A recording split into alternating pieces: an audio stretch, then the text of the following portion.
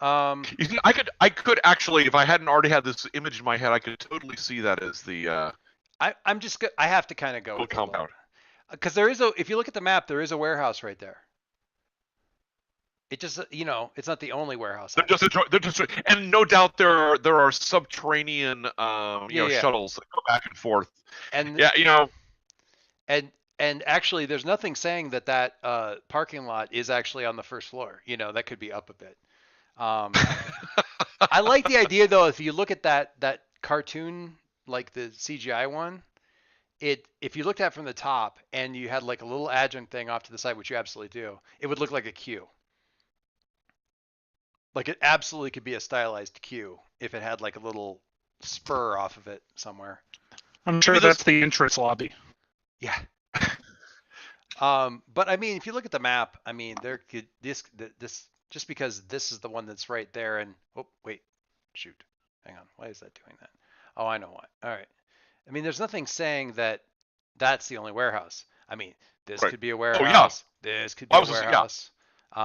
There could be lots of. It doesn't just mean. I mean, the green stuff isn't necessarily all the It's quill stuff. That's just the quill stuff it's that. it's warehouses all the way down. Yeah, Yeah. but it's just because it's the green one. That's just the one that they want people to look at. There's other quill, warehouses. There much of the time we actually did find the lost ark and put it in the warehouse. Okay, so with the we gave you the mundane roll, um, which is right there, and I'm going to give you a couple of options, but I'm not going to just restrict you to these options. So I'm kind of free forming some levelers because I have some things in mind. Um, Hey, start recording, by the way. did I start recording? Yeah, I did. It says stop recording, so I'm assuming I started. I didn't hear you say you were starting, so before we got in 15, 20 minutes, and everybody was dead, and we lost our hats. I Yeah. thought it was day something. Okay. Okay, so you've been the reason I was going to have you roll superior is because you've been doing all this research, but honestly, this is more about your connection to people, stuff and understanding people, and so it's more almost Pierce the Maskey than it is, uh, facts and figures. We've crunched facts and figures. You've crunched them to a nicety. That's been very well detailed, but now it's more about understanding people. Um, So I had Bill. I'm just catching you up. I had Jason roll a mundane thing here. He's trying to sort through all of the crap that he's got spinning around in his head.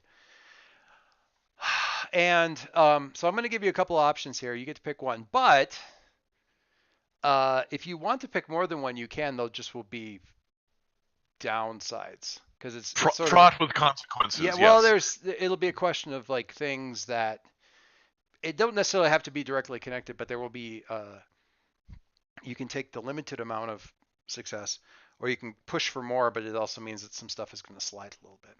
So things like you pissed off Aegis, HHL is, you know, Right. openly mad at you, things like that. All right. Okay, so the options are um,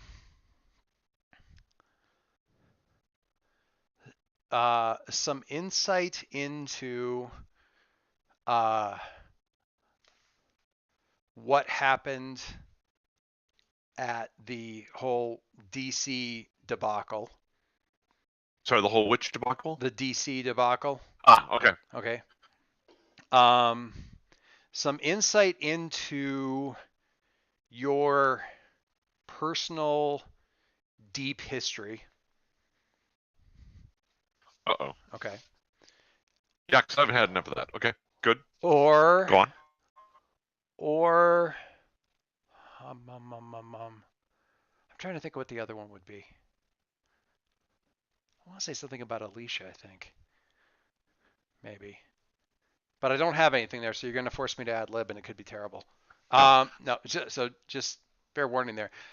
Pick one. Oh, Pick you're certain. the third thing is you make massive progress working together with Numina on her new body, and she's alpha ready for she's ready for alpha like use. Okay. Uh, Right? Now yeah. now it sucks. Yeah, because there's and the first two are very the first one's kind of that personal history thing. The second one is like that And let me tell you, challenges to personal identity thing, which and he's already gone through. And then there's the whole commitment to Numina thing. right, and let me tell you, I put some work into that second one. So, uh, Oh, and I've already put some work into I already put some work into the stuff that would come out in the first one too. So but of it's course, I could game this and say, he's put work into it, so it's probably going to come out one way or the other, regardless of what I choose. I can hold my breath longer than you can. Uh, Uh, I've been sitting on the options for the first one for I can check the date on it. oh crap! It's been I don't need to hear that. it's been a That's while. almost as worrisome as number two. Um, have to go with number three because that would be like churlish to say the least if I did not. Okay, so With everything that went on with writing projects, but finish. the most recent date on the file that I'm referring to is from the middle of December. So I've been sitting on it for at least a month. Anyway, You know, so I will so you can go with that. push my luck a little bit. All right. Second option, you can choose between um, damning silence with regards to the uh, involvement or the connection between the whole DC debacle and how that connects to the Viratovi thing. So you're really not coming out. It's just not nearly anybody who would be recognized as the face of Quill is basically you at this point in time. So the fact that you're just like, I don't have time for this, just let the PR flax take care of it. So damning silence with regards to the whole Quill connection to the DC thing, or what you do say really, really pisses off the board of directors for the Quill Foundation. And at some point in time, you and I really need to sit down and draw the org chart out between the Quill Foundation and whatever else there is, like the people who watch the warehouse and keep the Eldritch horrors from oozing out of the crates and stuff like that. But that's neither here nor there. So if you want option two, that's fine.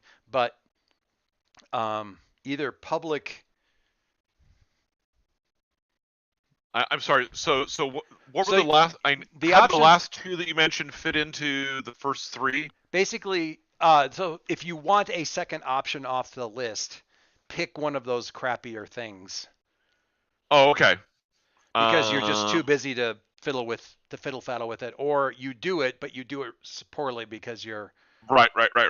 not Got really it. focusing on it. So So I you got to do number three, gotta do just number because three. that.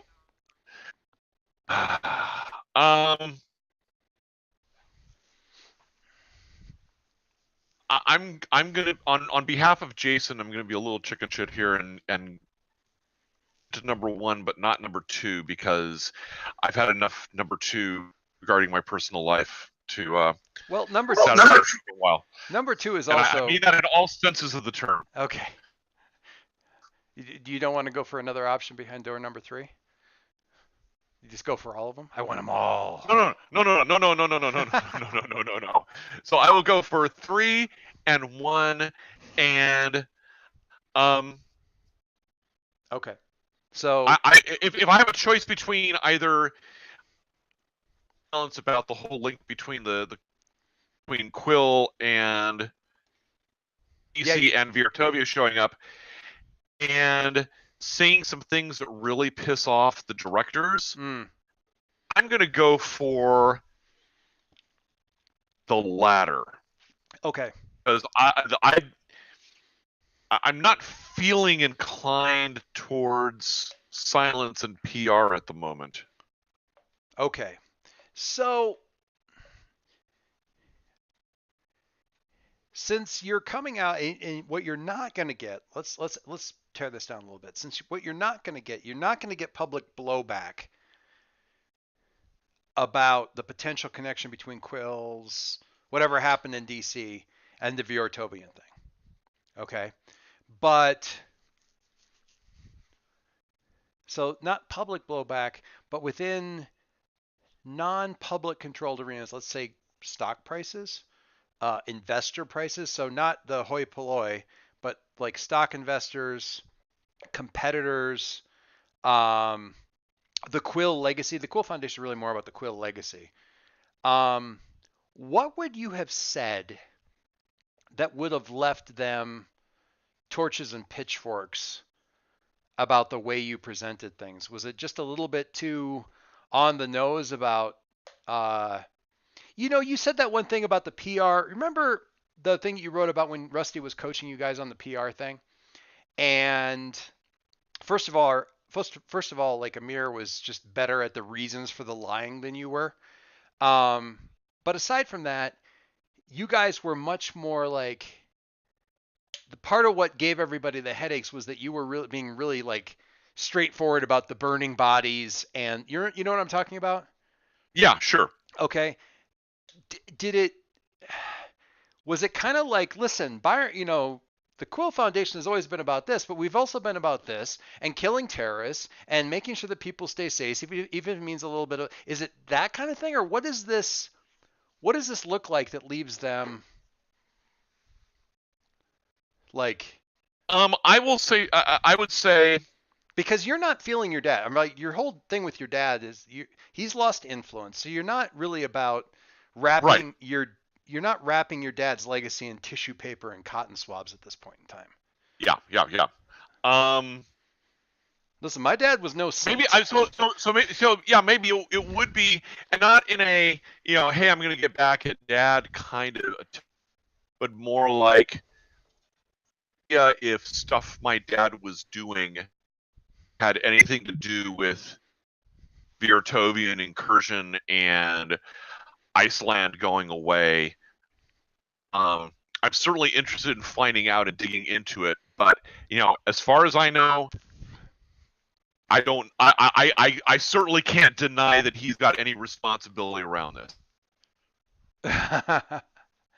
Would there be any of the? It's like, let's be honest, okay? Look at I what think, Virtovia's done. Look at what my dad's done. If my dad were here, he wouldn't be on their side. He'd be putting bullets in their heads. Would there be right, any of that and kind of stuff?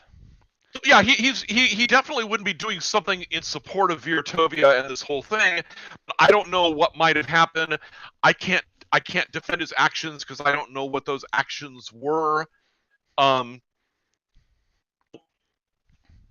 um, I'm definitely looking into it. So I say enough things to keep kind of the public opinion. Hey, look, he's being honest, he's being straightforward, he's taking a stand.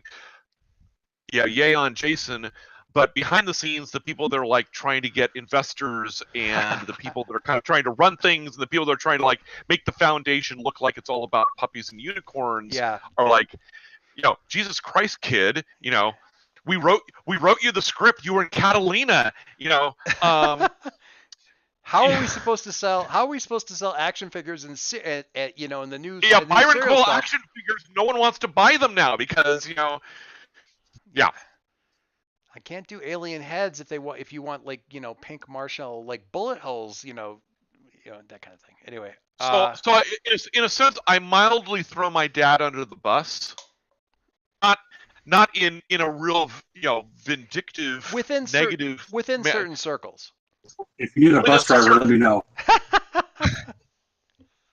Definitely don't do what the institutional investors and the foundation fundraisers and stuff like that would want me to saying about how the Quill Foundation is all about, purely about the good of mankind and, helping the poor and right indigent kittens. It's like, because that's the foundation, but that's not about your dad. And they're not asking about the foundation. They're asking about what was your dad involved in with this.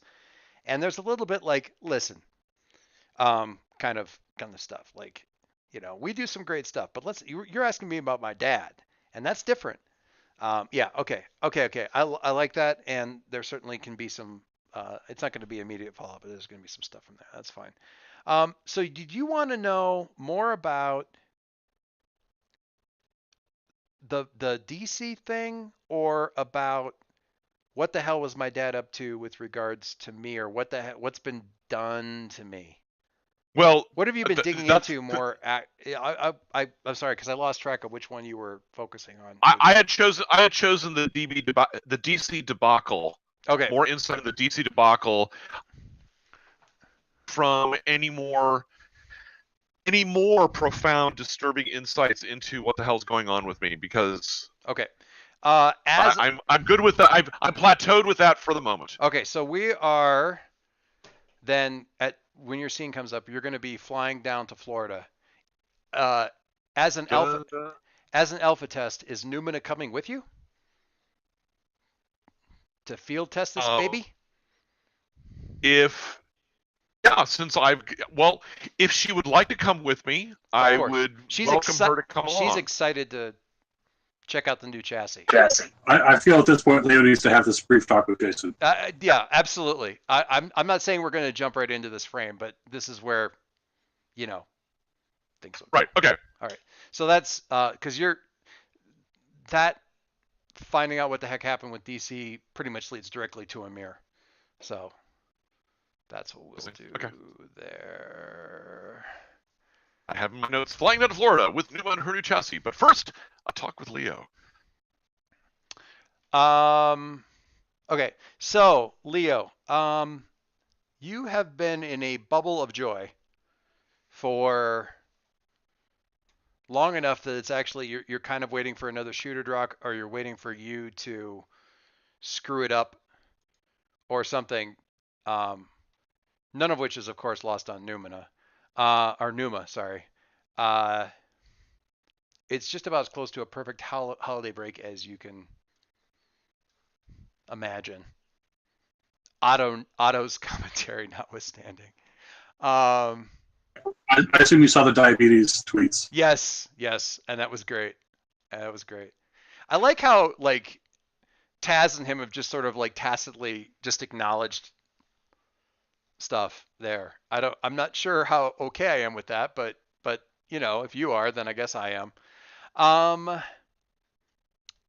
Do you want to?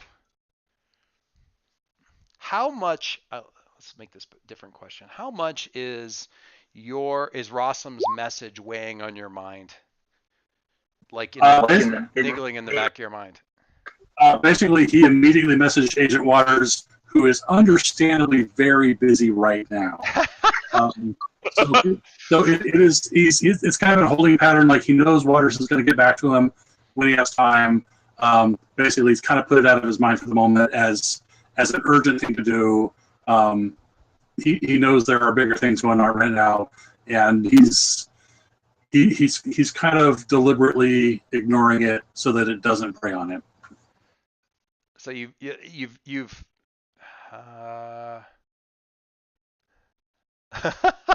I love the little cartoon that you posted. That's great.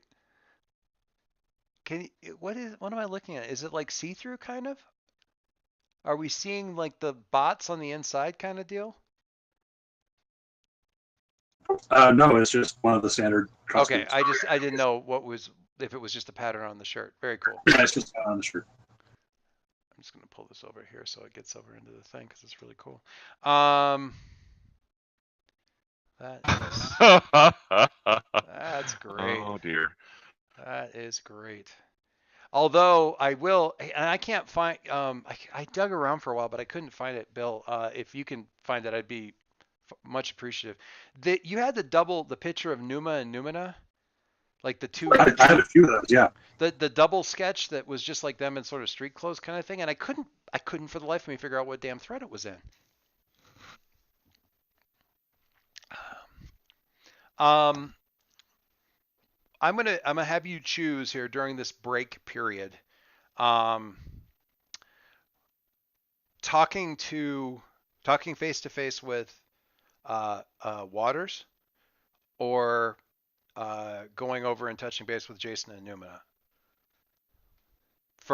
We can get to the rest of it during play, but I want to kind of know.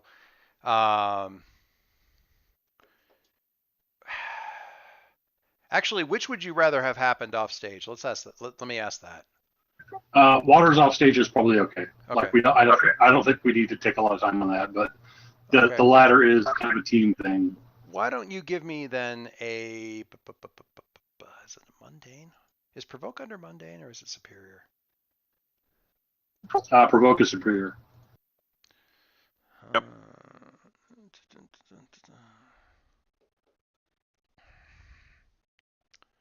Who or what am I provoking? Well, I'm thinking about trying to get Waters to do something about this, like see if you can get something out of Aegis. Not so much Waters necessarily, but almost provoking Aegis to get them. I've learned not to do that. No. You don't want to provoke Aegis.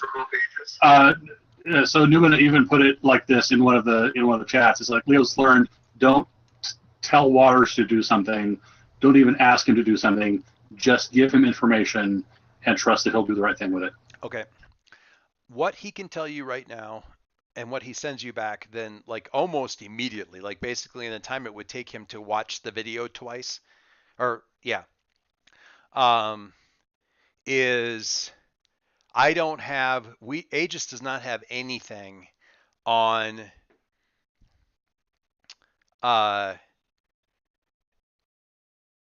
your mother at all. So I can't help you with that or even help you vet this. That's the implied thing. He doesn't say that whole thing out. He just tells you that much. There is some Rossum related stuff that you and I should talk about, both with regards to Rossum specifically and some of his assets. He didn't pause. I just couldn't think of the word. So we'll jump to that. I'm just going to bounce around real quick. Adam, over the break, you said you were kind of doing family stuff? Yes. Okay. So your mom, first of all, the parents both of your folks seem to have kind of dialed back a little bit on their real worry about this because you were basically unsupervised. All the adults were asleep and you did great. Like the whole takeaway there is that the kids did all right, which is generally good stuff. Your mom probably spotted some sign that you had checked in on them. Or did Jordan see Concord when you came to check on the house and make sure everybody was cool? I don't know. I don't think so. I don't think Adam would have let that happen if he could have avoided it. Okay. But, he probably went into his parents' bedroom, grabbed a blanket and threw it over the family when he came by. Right. Yeah, so she would have gotten some sign. She has, actually they both have, but your dad hasn't said anything about it, scoured any of the footage, any of the news stuff, social media stuff, which seems really weird for her. But she pulls up this one picture and she's like, this is not, this is a familiar face, but it's not a very familiar face. And she's holding up that one picture of you and the ponies. And she's what is going on here? What's going on here? I mean, the mother doesn't ever like to see her boy growing up too fast, but this is a bit ridiculous. I might be getting bigger when I turn into Concord now. Every time you get bigger? Or just... Yeah. No. More bigger every time? No, just older to that. I don't love this. Come here and give me a hug now. Okay. You're already going to be taller than me in a few years, so I don't like this. But you did good, so that's all right too. Your father's proud of you too. You focused on the right things after you got done with all the superheroing, and that was good. Also, who are these two girls, and why are they hugging you? Oh geez, Adam would know this. Yeah, it's He has been corrected on this, so that he didn't call him Power Pony and No-No. You would definitely. Well, No-No is. No-No is No-No. Yeah, No-No is No-No. She goes to my school. Oh, Rebecca. Yeah, Rebecca. Rebecca. Got it before I even got to the wiki page. Right, Rebecca and No-No. So, and they are hugging you because they were really excited to see me.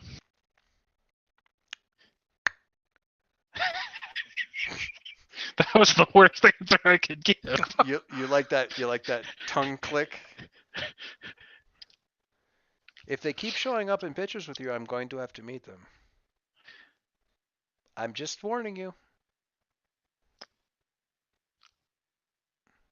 How? Or I'm going to hire them as babysitters for your little sister.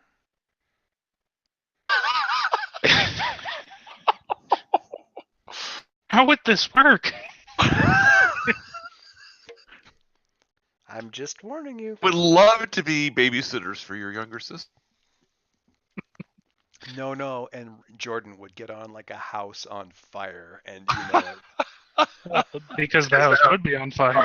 Jordan brings the house, no brings the fire. Yeah. Jordan brings the house. No brings several different accelerants. Okay, so that's Jason. We're not worried about Ghost Girl. Harry. Oh, Harry. Describe for me the atmosphere because, oh, you know what? I want to be very specific. What's Christmas morning at the Gale House feeling like? This would be 3 days after or 2 days after the long, full, watching the sun come up the next morning night of rescuing people from cars before they wake back up. So that was on the 23rd, Christmas, and a couple days after that. What's Christmas morning like at the Gale House? On a scale from Norman Rockwell to how do you hand presents to people when nobody's willing to meet your direct gaze? How bad is it?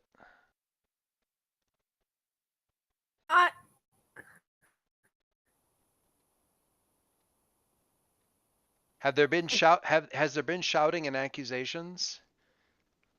Or are you guys all trying to pretend it didn't happen? Pretend that the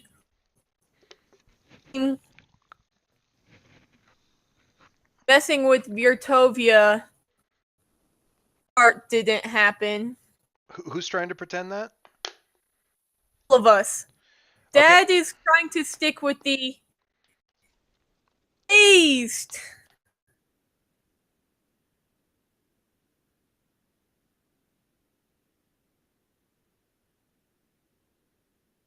Careful.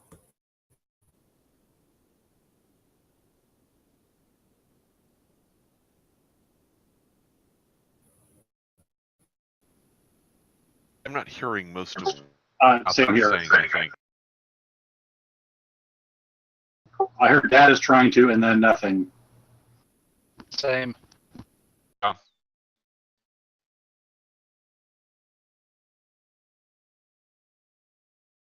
Okay. Can hear you now. And Joyce hear us?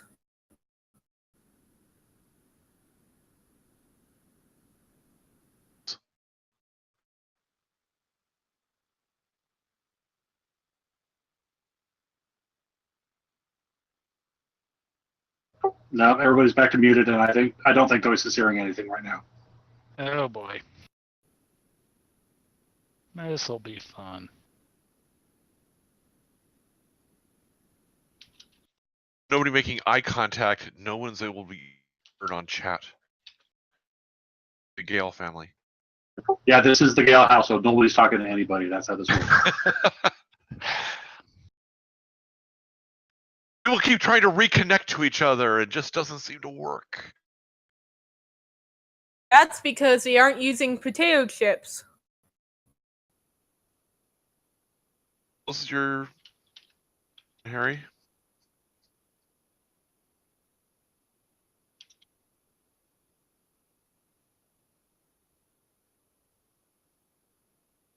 Do you say something, Dad? Said the potato chips are as close as your nearest 7-Eleven.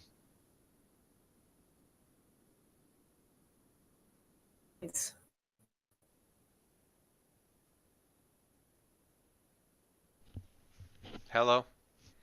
All right, well, Hey. sorry. You know what I bet the problem was? My Hmm. my headset isn't charged or something. It just went dead on me, which is awesome. What was the last thing you guys heard me say? I don't remember at this point. Harry, what was the last thing you heard from about the family?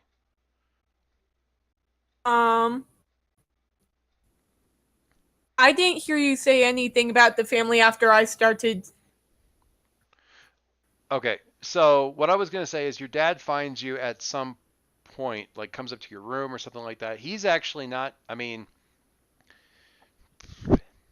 he feels like it seems like he wants to get something off his chest, and what he basically says is, um, I. Uh, I know what we did seems horrible, and I think it probably was.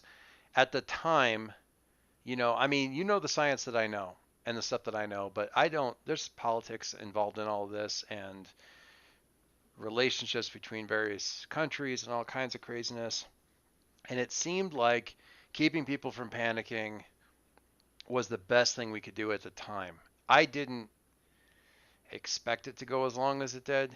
I didn't expect, I feel like thinking about it now that some people took advantage of it in ways that I guess I probably should have noticed that was maybe affecting your teammates. I don't know. I'm still trying to get my head around that. I just what we did with the best intentions. It just seemed it was the decision seemed a lot simpler when we did it 2 years ago than now. And I'll answer whatever other questions you have about it, but I just that's all I got. So that's what he says about the Viertovia thing and everything. Did I lose you again? I'm just, Processing? Okay. which doesn't help. Processing sounds a lot like I lost connection to everybody. That's why I was freaking out.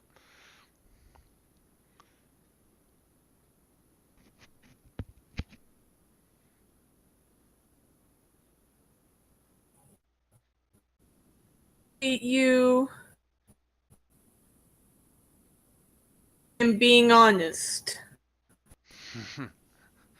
It's if I can be honest again, it's kind of the only move I've got right now, kiddo. I kind of feel like I really screwed up on this one.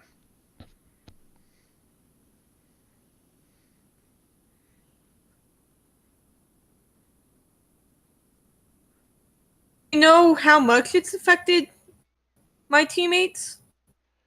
No, I didn't even think about it until Sigrun said that. Actually, what he says is Siggy. You can't imagine that she likes that. I didn't even think about it until Siggy said what she said during the meeting about maybe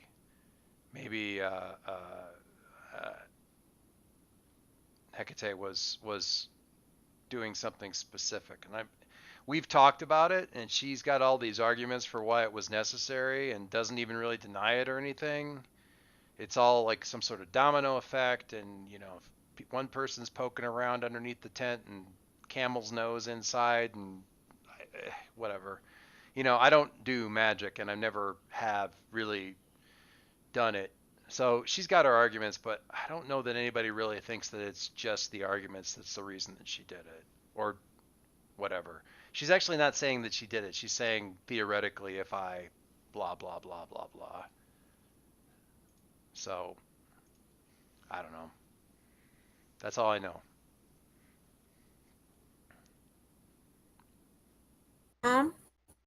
Say that again.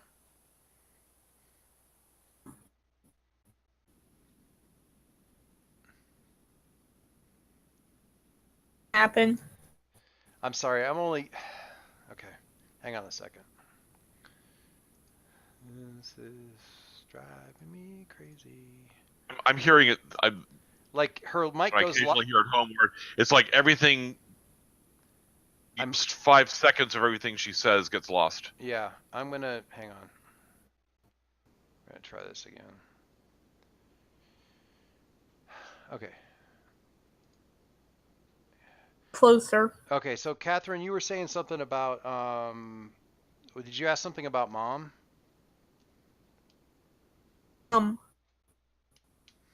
Mom. Okay. What's mom's opinion on? What's mom's opinion? You're gonna have to talk to her, kiddo. I just this is kind of me. I mean, she's obviously upset about the whole thing. She's upset about what we subjected you guys to, what kind of situation we put you guys in, especially considering what happened immediately after we talked to you. But you know, this is just stuff I felt like I needed to say. So if you want to talk to her, you kind of need to talk to her.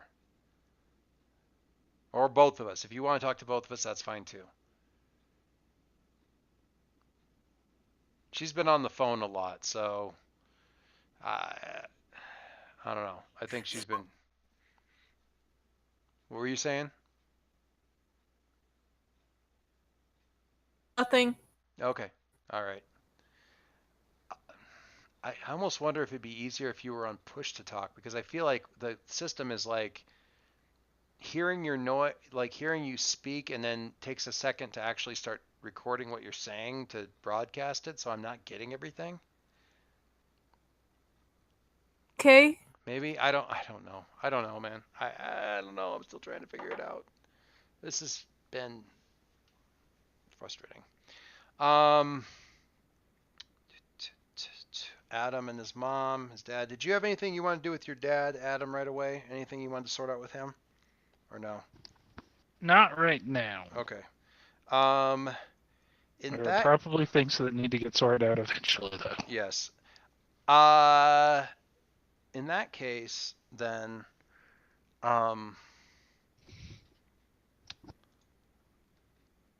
Link, I think, how long, like Wednesday, you guys get the headlines are out there and there's news out there about,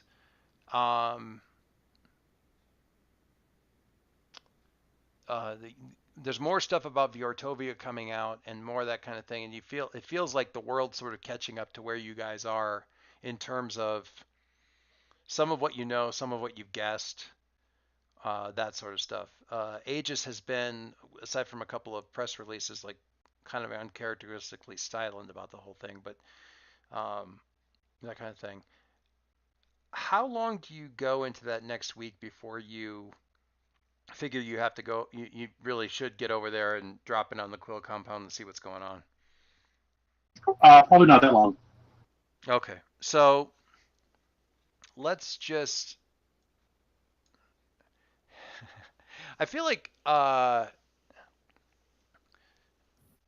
you guys should just come in while Numina's like trying out the new body. What do you think? Is that a good place to bring it in? Yeah, that sounds good. Okay. So Jason, you kind of talked about, like, you guys, we've all been talking about like what the new form, I'm going to say body is kind of weird, but the new form for Numina is going to be. In this just as a note, the usual terminology Link has been using is shell for the shell. external. That works. It's fairly physical, but so the shell for Numina. This is an alpha thing. So what, out of the full criteria set of things that you would, you know, your if you had all your druthers on Numina's shell, what don't you have yet with regards to the body? It's not, you don't have tactile feedback. You kind of let the legs work. You've worried about the legs for layers since the clipping issue is distracting anyway. Like, what isn't quite there yet? And maybe like distractingly, annoyingly not there yet.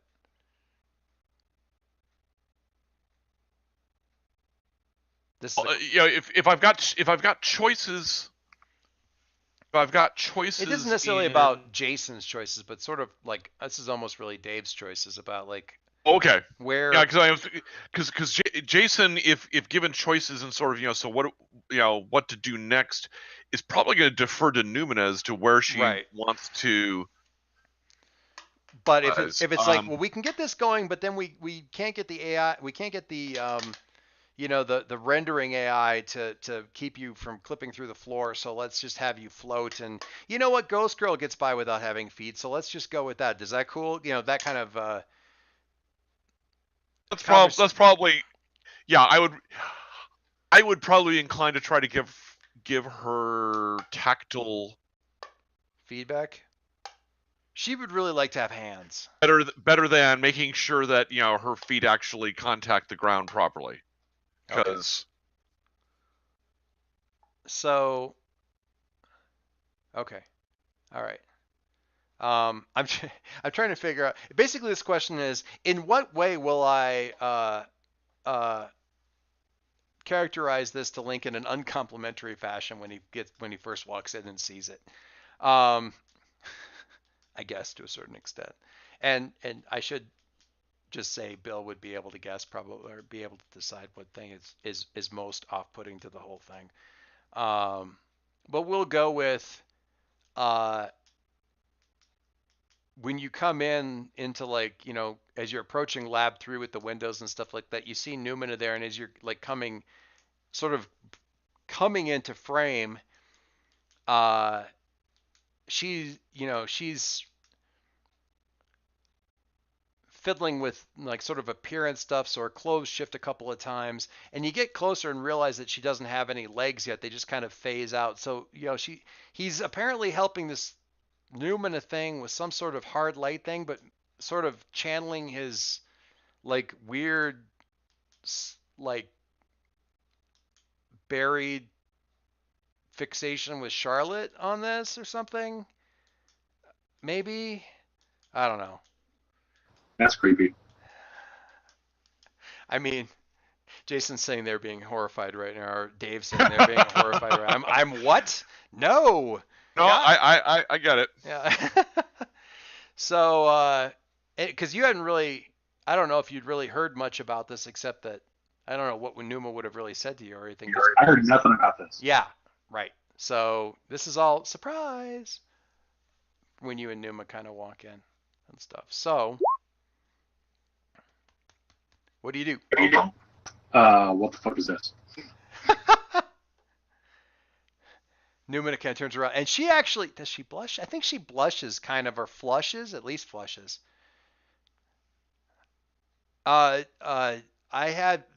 Jason's been helping me with my body, with getting a body, putting a body together.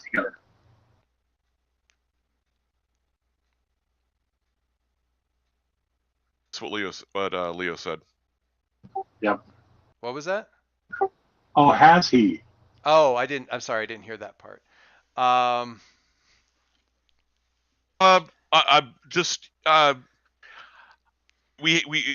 came up with this set of technology I had here to help kind of get her some sort of a body put together. So we've been working on that.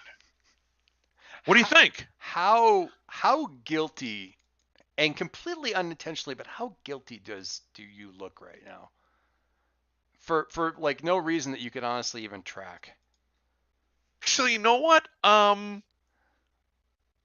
He's kind of deep into this, so he's gonna be more, at least to start off with, oblivious than guilty. Okay, so he's looking good, don't you think? You're deep in the spark mode inventor. Like, isn't this a wonderful thing I built? Why is everyone silent, and why do half of them look horrified? You're checking schematics and pulling some stuff up in kind of on a 3D display, and you look up and you see across the desk and through the 3D display little Alicia. Okay. and she makes eye contact with you and very pointedly rolls her eyes and looks at really hard over your shoulder where Link is standing, like, over there, like, pay attention over there. Facial expression kind of thing. I, for a moment, which probably looks a little odd, then kind of turn around and look over at Leo to take in what his actual expression is, which I would be expecting would be kind of like, oh, hey, this is cool. Thank you for doing this thing. This is really a nice thing that you've done. And so imagine Buster Keaton when he's relaxed. I don't even. I'm That already. dead stone, emotionless face. Okay. Jason, come here for a second. Do you go in a different room than the Oh yeah. than the girls? Okay, I have to share this now because I think I may have found the perfect face, and I'm hardly ever the one to share these things. So please allow me. So you turn around and you see something like this.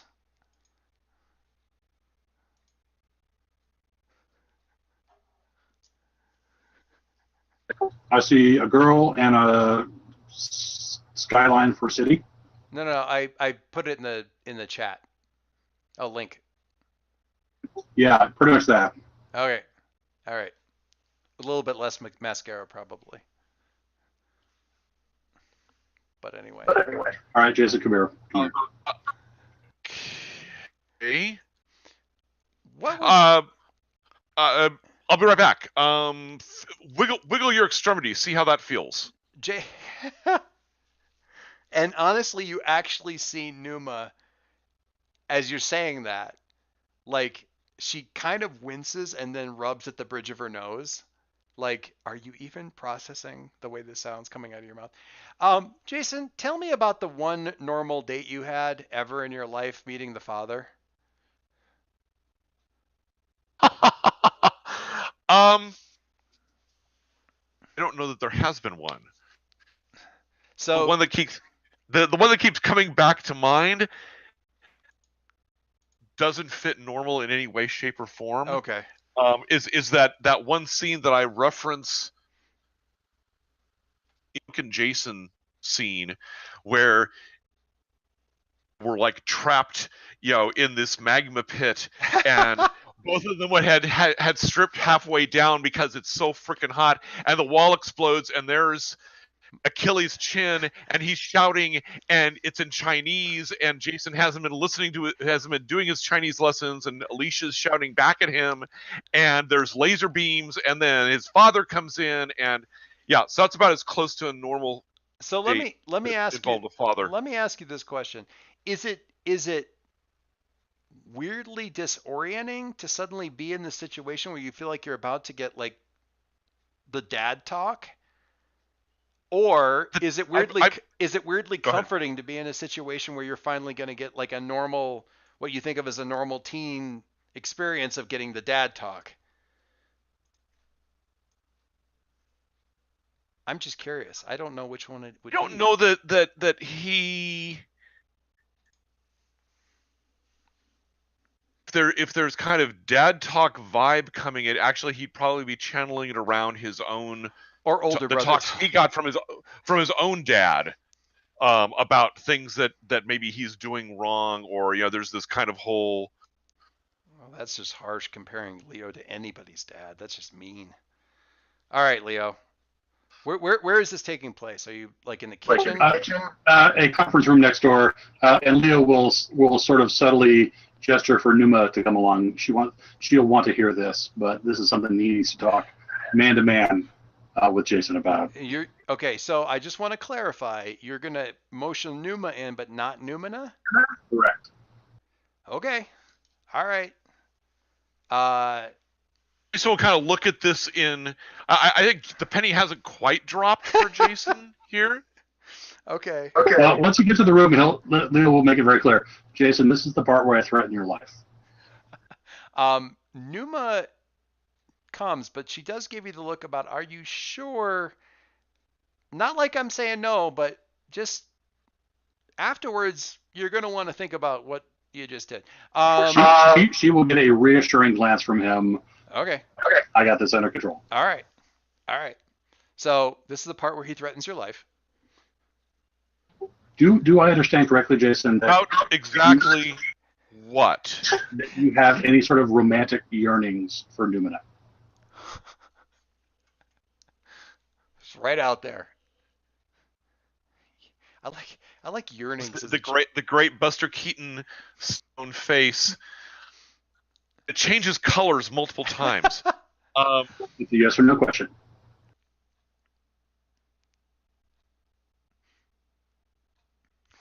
See, yes or no questions are really hard for Jason. Why do you ask? There's a timer. Yes or no?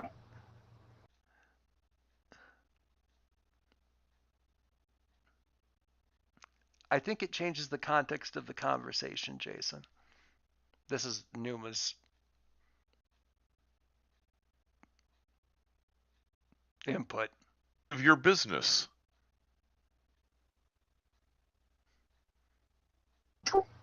See, any normal person would fall for her immediately. She is smart, she's witty, she's wonderful, she's caring, she's everything. You understand that, right?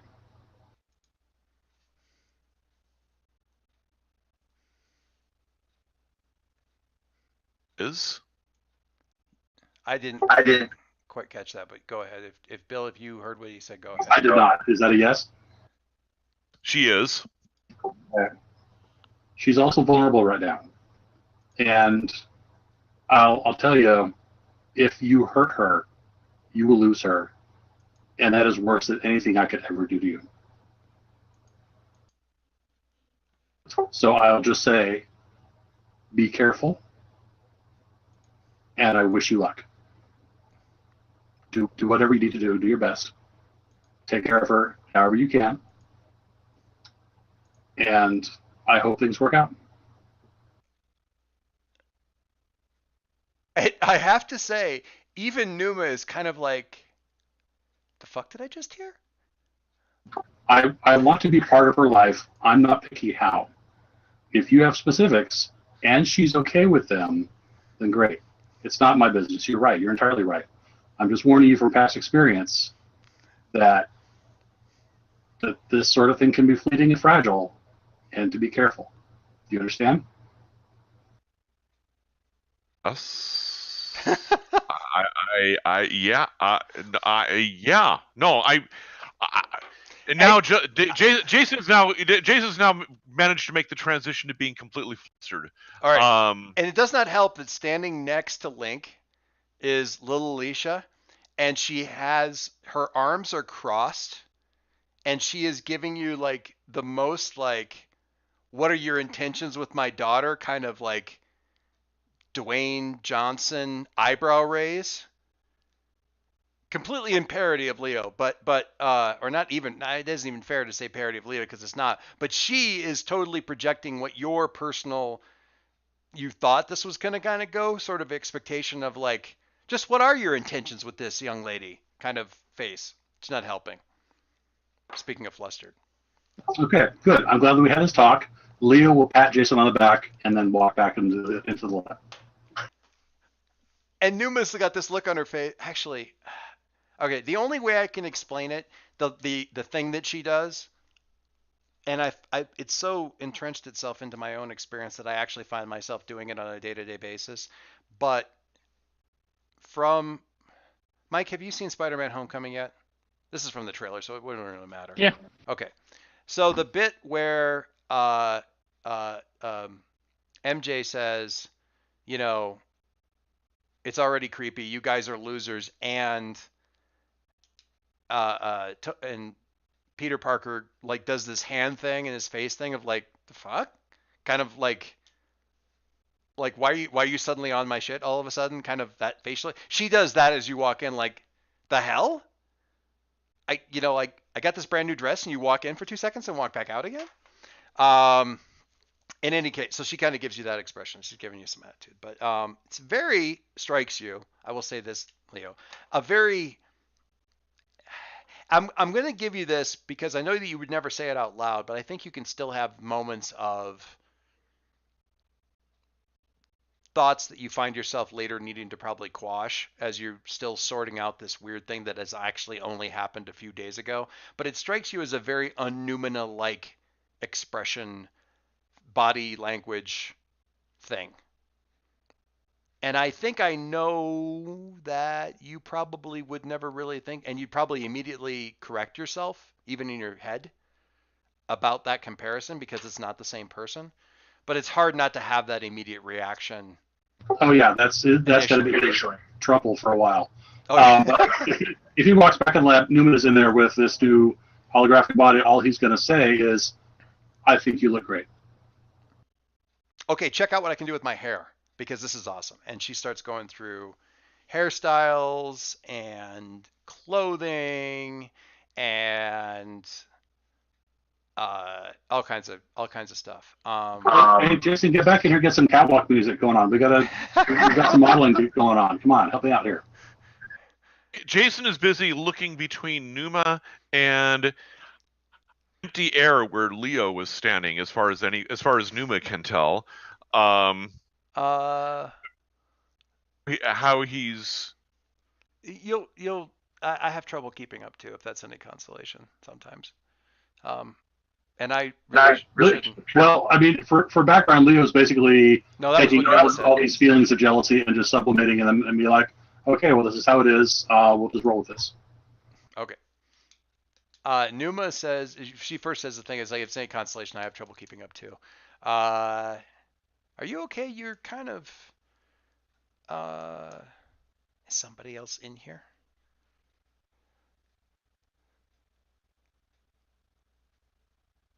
He looks over at Lil Leisha. What's Lil Leisha doing?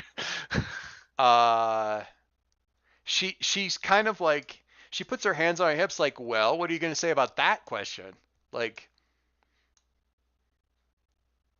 kind of with the raised eyebrows, like, is somebody in here? What are you going to say? I'm having some interesting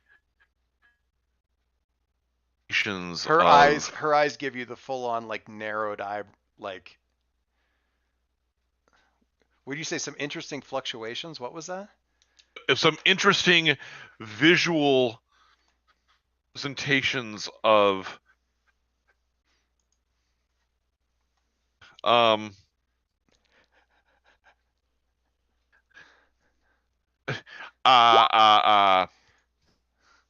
her eyebrows just keep going up.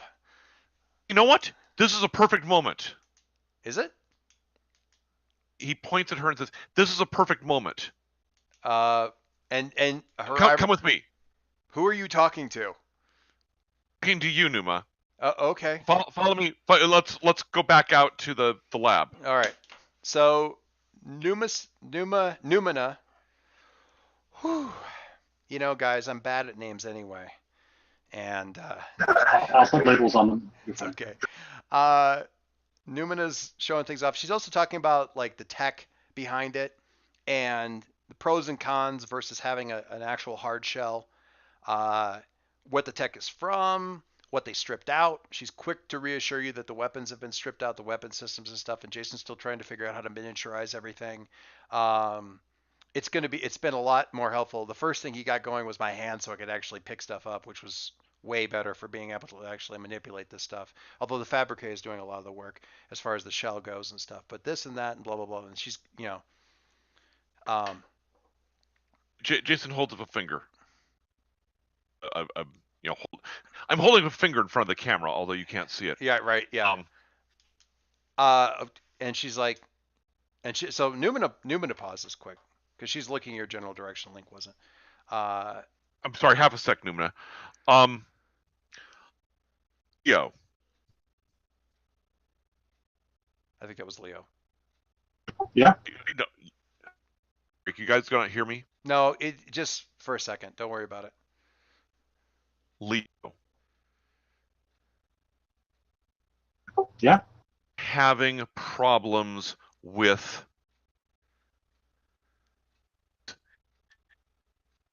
processing my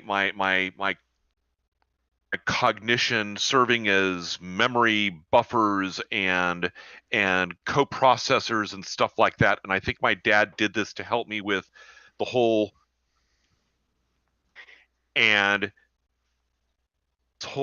problem I'm having, but it's been visualizing to me lately. That figure you were asking me about that you saw, The little kid in the shirt. the little kid. Yeah, why is there a girl in your shirt? That is young Alicia Chin as remembered by nanobots. I am concerned. Jason, how creepy is this going to get? And to be fair, you said a little bit about the memory fading away. It's not so much now that it's been reintroduced. It's like the buffer memory got fed back in a little bit. Not that that's been wholly. The upshot of that is like, hey, I've got some of my memories back, but it only makes you more aware of the gaps. Okay, so I know some people who like hide snack foods in their house or like, you know, put snacks in their pockets. Do you just hide Alicia's around you?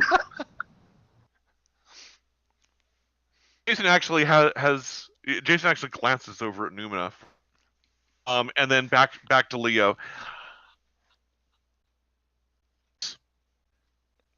I am concerned that whole thing. I am concerned that I've been some fashion, and I need you to do more. I don't trust myself, even though Numina has been helping me try to do that. At least you know weird things going on with me. I'm not sure much I can be. I'm not sure how much I can be trusted to not do something that's driven by things that I would prefer not to be. That's really coming out confusingly. I needed to let you know that, because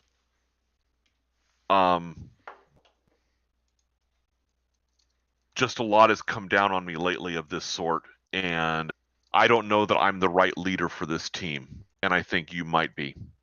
So you're being gaslighted by something or somebody. Part of that is your nanomachines. Is that what I'm hearing?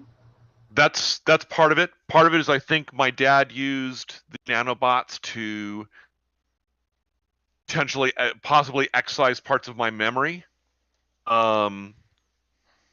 It's possible that Hecate's been screwing around with me and my motivations, which is why I haven't been like pursuing rescuing Dad as I might have otherwise. There's just been so much stuff going on around me of people manipulating me that I'm not sure how many of my own motivations are genuine and how many may be being driven by other or motivations from others. Okay, well, Numina is exactly the right person to talk to about that, because we've been struggling with this for years. That's her whole life, as I'm sure she probably told you. It's almost a comfort, Leo, that when Numina nods, like they both nod at the same time, sort of in. They're still similar, is what I'm saying, but they're not of agreement, and like kind of almost an eye roll nod of agreement with like how much you guys have struggled with that over the years, is still totally in sync. So, Jason, just triage this for me. Is this like you need to get on the gurney like right now? Is this a keep an eye on me in the next couple weeks thing? Where are we on urgency? I would say it's a keep an eye on me. Just if you see me about to do something that seems off kilter, I would appreciate your feedback. I need you to keep about on that. And with that, I'm going to jump on a jet with your girlfriend's little sister and disappear to Florida for a week. God damn it. Okay, so, I mean, Jason, no offense, but like you're real weird anyway. I can not always tell, but you know what? That's also why I think you're awesome. So, I'll do my best. I'll keep an eye out for what seems aberrant. I'll make it a task if I think you need it. But you know what? Like, I would do that anyway, because you're my friend, you're my teammate, and we look out for each other. Thank you. Okay, so just double checking, does that mean that Leo's sort of been handed the temporary reins for a little bit in terms of having to handle that headache? Also, push this on me. That's what this was all about. I'm sorry.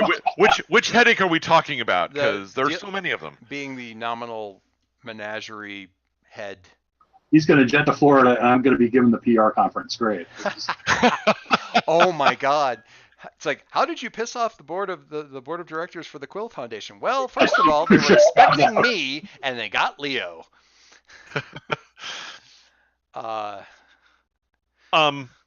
I mean, I'd like to, we should probably talk with the team about that. Well, I mean, as much as anybody's the leader. But this seemed like a moment I needed to tell you this, Leo, because I just had Lil Alicia talking to you. She's named what? Really? She's like sitting up on a table edge, like with her ankles crossed and just doing her best to look positively angelic. She actually has folded her hands together and has them on the side of her face and is leaning her head on them, is like doing this, like right, like that. Just promise me one thing, okay? Whatever you do, swear to me that you will not ask Numina to dress like Alicia, okay? Just right now, fucking pinky swear that shit. I hope that the horrified expression on Jason's face indicates that this is something that not only has he never thought about, but is appalled that anyone would ever actually suggest this to him, because now he's going to be able to do nothing but think about this. Numina actually whacks you on the shoulder. Hey, that's awesome. Right? Total force feedback.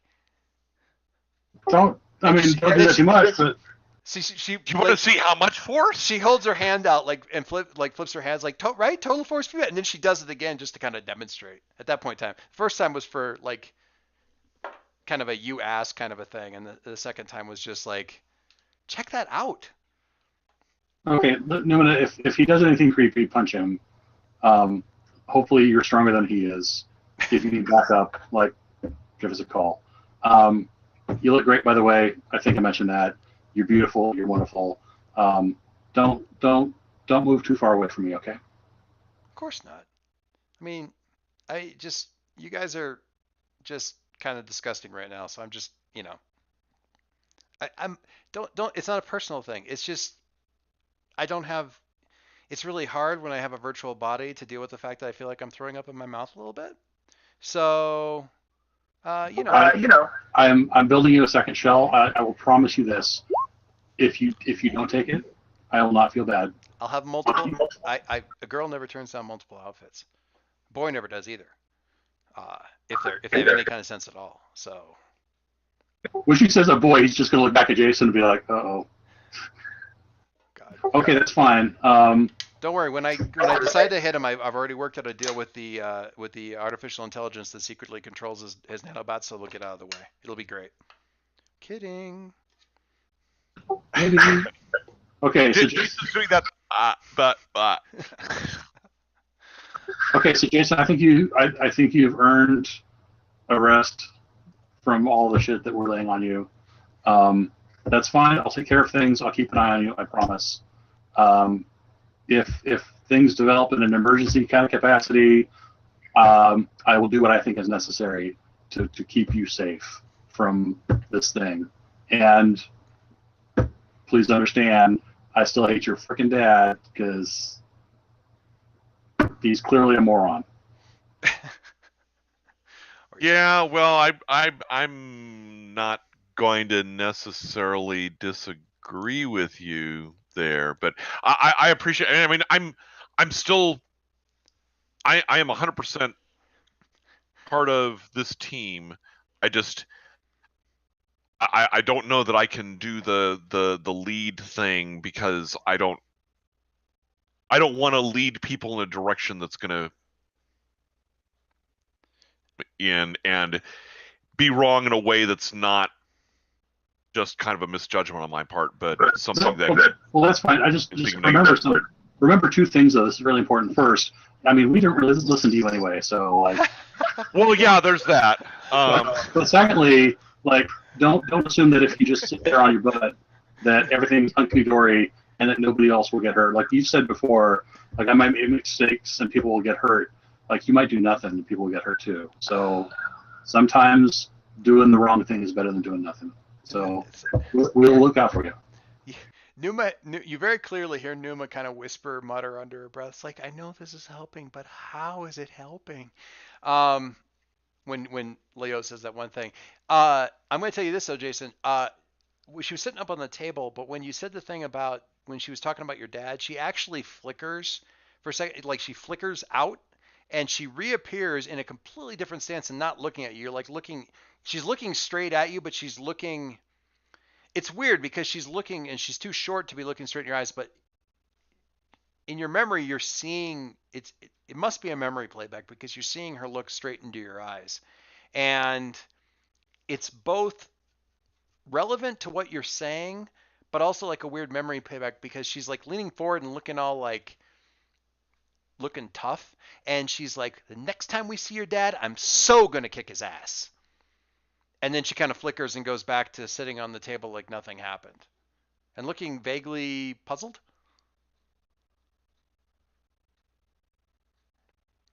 So you think you just remembered something, maybe? Yeah. Some scene from some place from some time with her? She wasn't wearing the same outfit either. Okay, well, I won't visibly gawk because people are already disturbed enough around me. File that away as one more thing you got to deal with. So anyway, all right. So guys, just for the record, I'm aware that we're spending a lot of time on this, but I'm also aware that that Dave won't be here next time, so it's just going to be three of us to kind of. So I'm kind of letting things go a little bit. I think Leo got done what he wanted to get done, which was basically tell Jason how to be careful and warn him to be careful because these girls will wreck your heart, man. They'll just wreck it. It's terrible. I'm kidding. I need to take a short pause here because I need to check in across the room, across the house for a second, and then we'll come back and we will check in with Harry, and I will desperately hope that I can hear Harry, and we'll check in on Harry and Adam. I'll be right back. So somebody hum a theme song. I'll be right back. Da-da, da-da, da-da. Yeah. Is this better? Yes. Yep. Okay. How you doing flying solo there, Catherine? I peeled 3 cuties and I'm working on the 4th. Part of this complete breakfast. Grandparents over. I'm still losing the first 5 seconds of everything you say. Had the grandparents over. Yes, I saw the picture. Keeping you on the straight and narrow? Hardly. Yeah.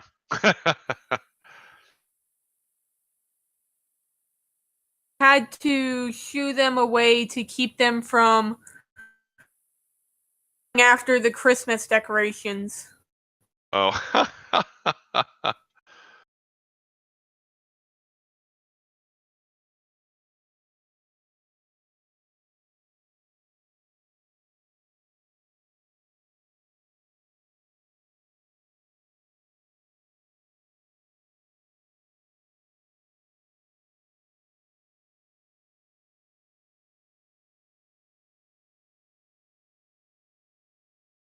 So Dave, how close is Jason actually to his advance? I'm curious.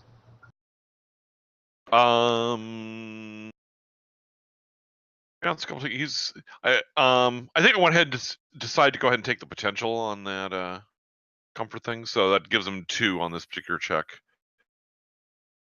So he has 5 advances already, so he's 2 checks into his next. Excellent.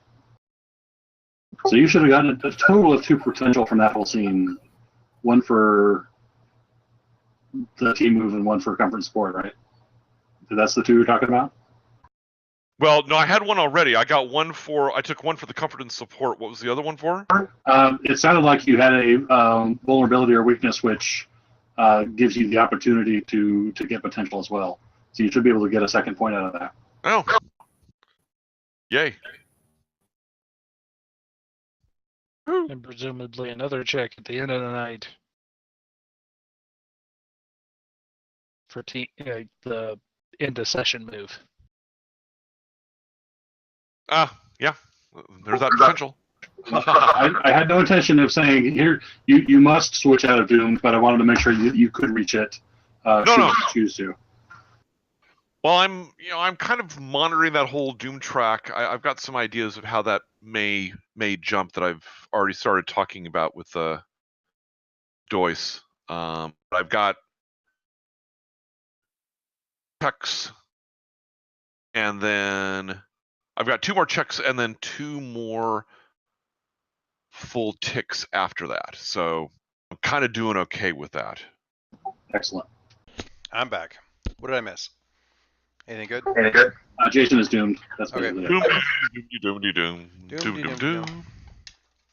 I was in the other room. I heard you say something about like I've got advances, but I don't know what to take, and I'm 2 more deep into that. Past that, is that, or was I behind something? Were you talking about? I don't have else? We were talking about how far checked I was in potential, but then we were also talking about how far I was along my Doom track. Oh, because you could either pick up potential or move back your Doom. Right, and I went ahead and picked up potential there. Okay, cool. Murphy's Law says that somebody will leave a really nice comment on our YouTube recordings saying Harry is my favorite, and then we can't hear Harry for the rest of the damn game on the next recording. I'm sorry. It's okay. That sounded good. It's not your fault. Yeah, that comes through great now. Yeah, that was great. So, Let's have to hold the first word for a bit. Yeah, I don't know what that. It's just weird, and it was happening with Dave too. Halfway through, Dave, what you were talking about before when you were explaining everything to Leo, I switched it to a different server because I was getting weird echoes, and I wasn't picking up like the first part of everything you were saying. But I switched servers, and I think it got better. I know it got better. Okay, good. So I'm still kind of playing. There's just weirdities because I know that, and I've noticed this a number of times when I'm at home. I've had the same problem with both Catherine and Margie where especially with Margie, I can hear her talking and then all I actually get across the channel is into what she was saying. Right. But everybody else seems to be able to hear her properly. So it's not. Right. It is a puzzlement. That's funny to hear. We just got back from the King and I a couple weeks ago. And I had never seen that ever, so to hear that phrase again just recently or just now is funny.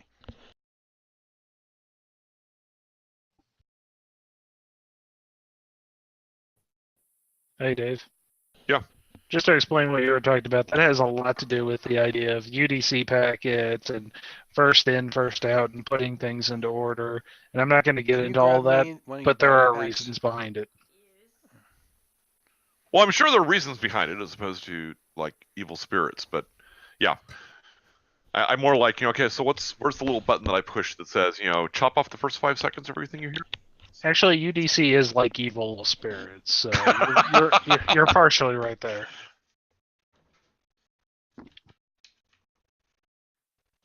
Faith in the rationality of anything computer related when I first realized that there actually were daimons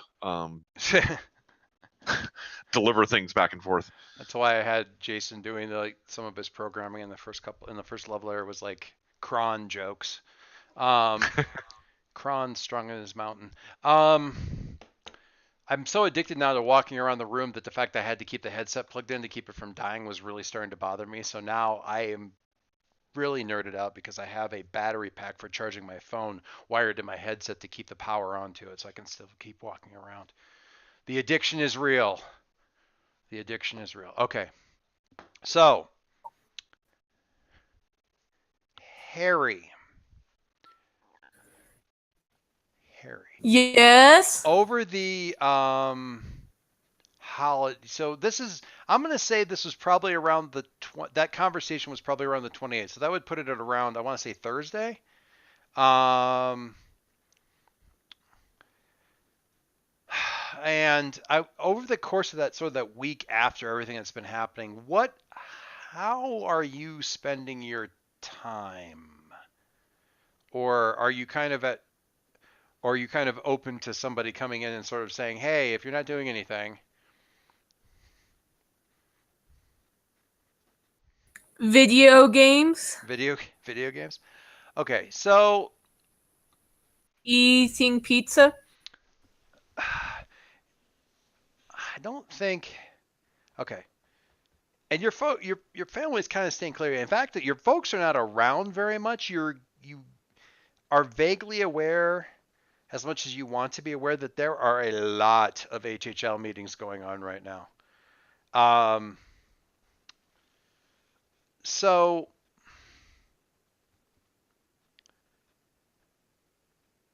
yeah, the league is definitely in a turmoil. Although as far as the news is concerned, they don't have really anything to do with this as much as like, making reassuring noises and stuff. And there are quite a few people who are like, well, all these experts and all these people and these magic people and these supers, why do we even have them around for if they can't even explain what happened to Iceland? And blah. So that is definitely happening. It hasn't quite hit a fever pitch yet, but that's definitely happening. So some of that is going on, but it's also not as bad as it might have been because it was 2 years ago, sort of. So some people are certainly upset. I mean, there's, like I said, there's like, I think I said like several, I want to say like 10,000 Icelandic refugees floating around in various places around the world that suddenly now have a home, or well, now have a missing home instead of just being homeless people that nobody knows anything about. So that kind of stuff is going on. The HSL is coming under some heat because of their sort of inability to explain any of it. But that's true of government agencies. It's true of governments.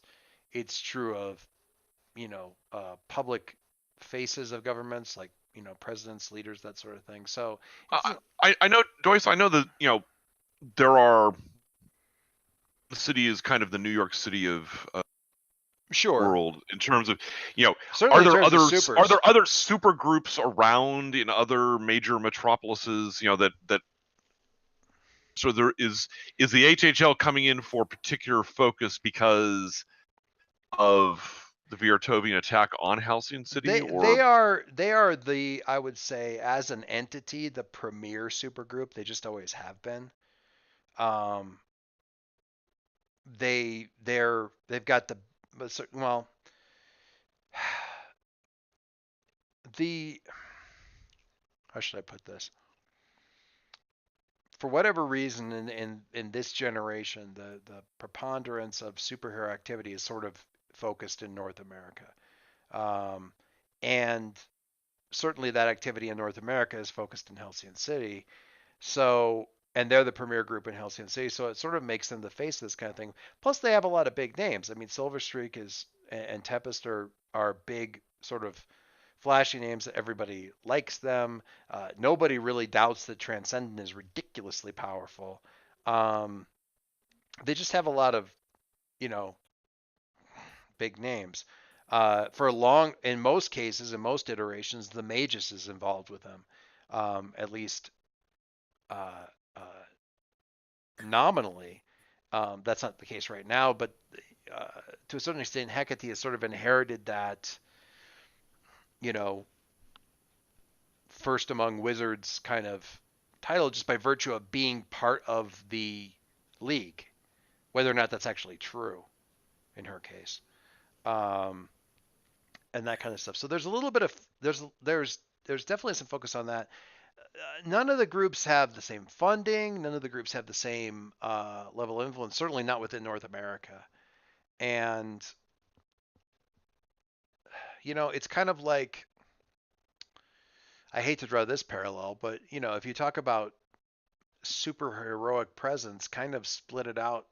It wouldn't be inaccurate, and I'm sure there's been some in-game analysis of the fact that if you drew some sort of comparison chart between, military strength and super heroic presence in the country, it runs roughly similar. So obviously the preponderance there is in the U.S., so to speak. There may be other individually more powerful supers, but they don't actually have like a team with them. You know what I mean? Right. So there is some of that. It's also where Aegis is at. And Aegis is supposed to, Aegis is one of the big, agencies for understanding this stuff. Everybody's got their weird group that handles this kind of stuff.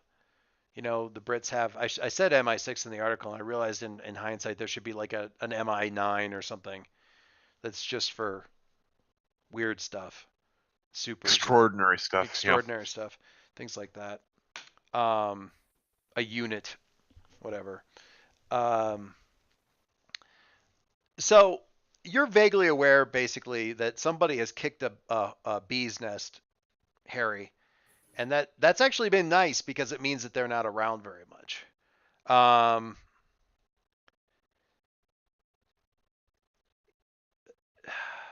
What is your stance on casual texting with A10 as this week progresses?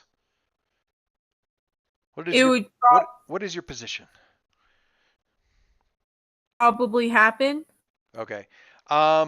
So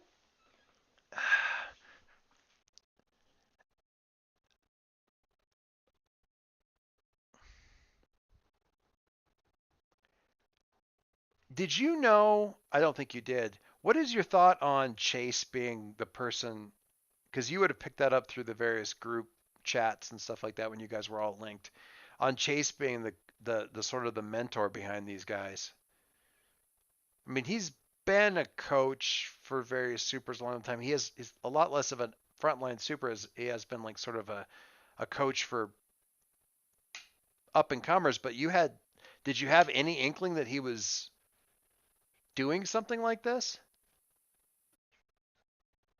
And if no, what's your thoughts on that? Not really. He doesn't share with family. So what you're picking up on with the texts and sort of the chat, do you guys ever like actually just call, or is it all just chats? Is calling something old people do?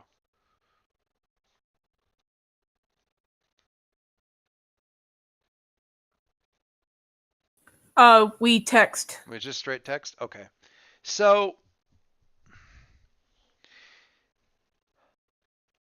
she's the first couple days after this, in fact, probably through the weekend until things are probably about like the middle of the week or so. I'm going to say like through Wednesday. Everything is pretty good. She's very psyched. She actually, she got a call and so did a couple of the other members of the team about, various people sort of asking about what their part was in the activities around the city and all that kind of stuff. And is sort of, she seems really kind of jazzed about that, but that really drops off about the middle of the week. And she's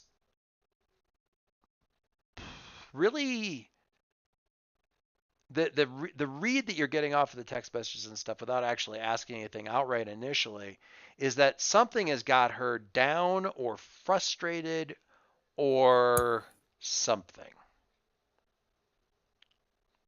Do you do anything about that? Do you ask? Do you try to figure out what the heck's going on? What do you do? think that I definitely figure out what's up. Okay. Being as I am, I'd probably just say, "What's going on? You seem bummed." Kind of. I love the fact that for Harry, there's really not. It doesn't limit him really to just be functioning in text. It's fine. You don't need to like read facial expressions and stuff. Okay, so I'm gonna have you pierce the mask, which is a mundane roll.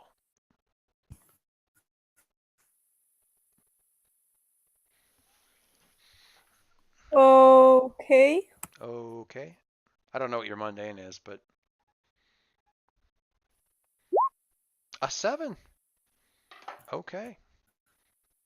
So this is on Pierce the Mask.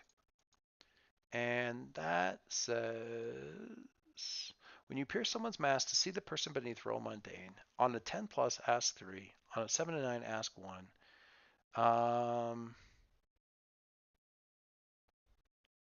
So can you see, it's on the basic moves chart thing that's on the handouts, or you know what? Hang on. I think I've got it on. I got it. You got it? So, do it this way too. Oh, that's too much stuff. Too many things up here. So the questions that you can, what are you really planning? Probably not relevant. What do you want me to do? That could be very useful. How do I get your character to whatever? How do I get influence over you? I think that may have already happened. I don't have influence over her. You don't have, it's okay. So which, because actually a couple of those could be sort of the same answer. So which do you want me to do? What you want me to do? Okay. So I don't know. I didn't really say before, and I didn't really know if I was supposed to say, but your uncle is sort of the person that's coaching us. And I thought we were doing really well, and I just, I think we did do really well. I think it was, it was really awesome. We took out some of those Yule dudes. We fought some guys down at Halcyon South, and we even fought some Viertovians down at Halcyon South, which was weird. I didn't know what they were doing there, but yeah, you guys did awesome. Yeah, that's what I thought. And I kind of feel like it's time to get out there. And for all that we're arguing about what to actually call ourselves, I think it's kind of time to,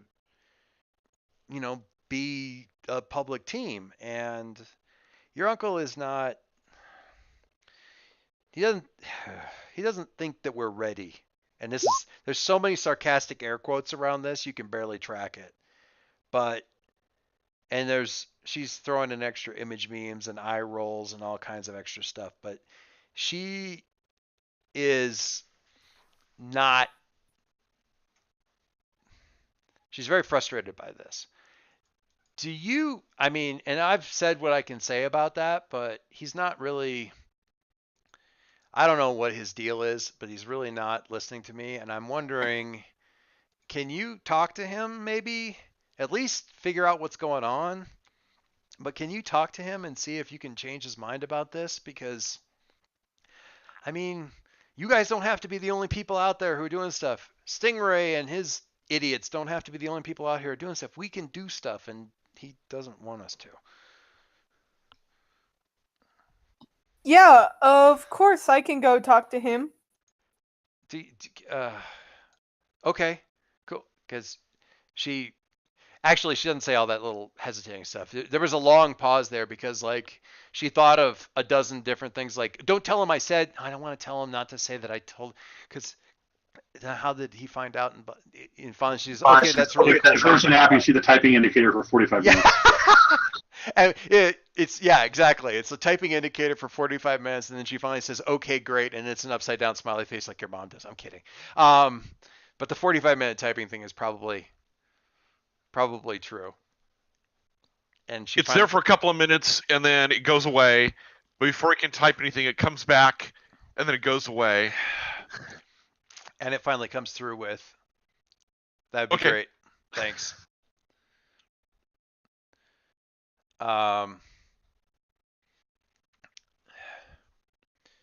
So who plays Chase in the movie?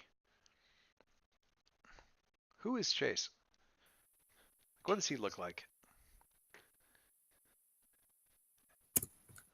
For some reason, I have him more like rangier and lankier than your dad, kind of. They're not actually brothers, right? They're just like really good friends who got their powers at the same time. Is that accurate? He's not actually your uncle. No. Okay. All right. So how do you approach this? I mean, I know you don't probably immediately like throw down the video game and go and talk to him, but at some point in time over the course of the next week or so, you go and talk to him. So how does that, what do you do? How do you do that? Do you call him, have him come over? Do you go and find him? Meet someplace for coffee? Wait until he just comes over for the weekly dinner and then just like ambush him on the porch afterwards, or out in the side room or yeah. Something? Wait until that happens? Yeah. Okay. Once more realizing, think before act. Okay. All right. Okay. So when you say think before act, what are you thinking about or considering, or what are you worried about here? What's your plan? There is no plan. There is no plan. So think before you act, but don't actually think about anything. I'm not sure about Harry's approach to this. I have questions. He isn't sure about it either. So what are you, by planning out that he's going to talk once he comes over for dinner, what he's really doing is mostly procrastinating, because he's not actually thinking about it anymore. He's not using the time to actually plan, but he's saying think before you act, because that means he doesn't have to act right away. Is that fair? Yes. Yes. Okay. All right. So dinner is horrible and awkward. Because your parents are terribly preoccupied. Your dad won't shut off like C-SPAN, which is weird because he never watches the news. So that's kind of playing in the next room over, and he keeps kind of like looking around the corner when they're talking about international events and stuff. And I think Leo's still living here too, by the way, too. What's that? Leo's still living here too. Oh, were you in for? Are you coming in for the family? You're certainly invited. Are you coming in for like the family dinners and stuff? He will come. He will show up if he sees Harry. He'll probably not show up for anybody else. Okay. All right. And Catherine, if you didn't see, Leo sent a bunch of emails on forums. Basically, the message to Harry was, "You were amazing. You did an awesome job. By the way, I'm thinking of moving out. Let's talk sometime." Something else that I did not see that. But okay. I figure I should tell you now then. So yeah. There you go. So just that's something else that you're like a conversation you're just trying not to have just yet, because we can always just say it was something you were kind of postponing. That's fine. It's Christmas break. I will not be stressing. It is. That's a good idea. Also, whenever you head why out, should you be any different? Also, when you head out to the also when you head out to the carriage house, whenever you get out there, Otto's like distracting you with video games down the lower level, and he's like, "Yeah, listen, they're up there and they're watching." Oh God, what is that Sarah Michelle Gellar thing with the haunted food or the enchanted food? God, this was 10 years ago or more. I can't remember. But yeah, they're watching romantic comedies, dude. Just stay down here and play Forza 8 with me, okay? Trust me, it would be better. And by the time, that's done, it's you've got a good excuse to head back in or something like that. So it's been tough to actually have this conversation. Anyway, so mom's annoyed that dad won't shut off the TV. Dad's focused on the TV, and Numa doesn't always come in because something about technically she can eat, but she's also like the amount of pizza and waffles has made it difficult for her. It isn't, she can't just eat that every day, kind of a thing. So, but she's in for this one. So it's just generally awkward over the course of the entire thing. Chase, though, having had the opportunity, he's taking a look at all the news and everything like that. He kind of keeps what conversation he can going by complimenting you guys on the job that you did. Really heads up stuff, taking charge and really giving instructions to everybody, and kind of making the plan. Some, just real leadership and stuff. And honestly, from what I'd heard about how you guys got along at school, Harry, I'm kind of surprised that kids like Stingray even listen, but it really seems like they did. So, I mean, so he kind of keeps it up. And when he says this, your mom and dad are like, yeah, they're, that's what we've said. And, really, really proud, but your mom's kind of tight-lipped about the whole thing right now and everything. And your dad's a little bit distracted. So that's what dinner is like. Hooray. How do you buttonhole Chase afterwards? Or do you do it right there at the dinner table?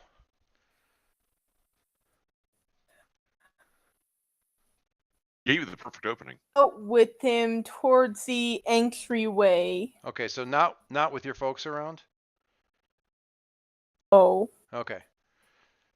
Because I'm not 100% sure. Me personally, I'm not 100% sure that they know that he's been doing this with this team.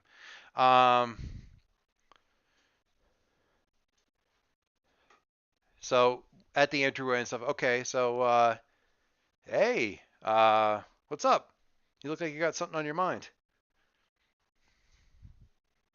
I was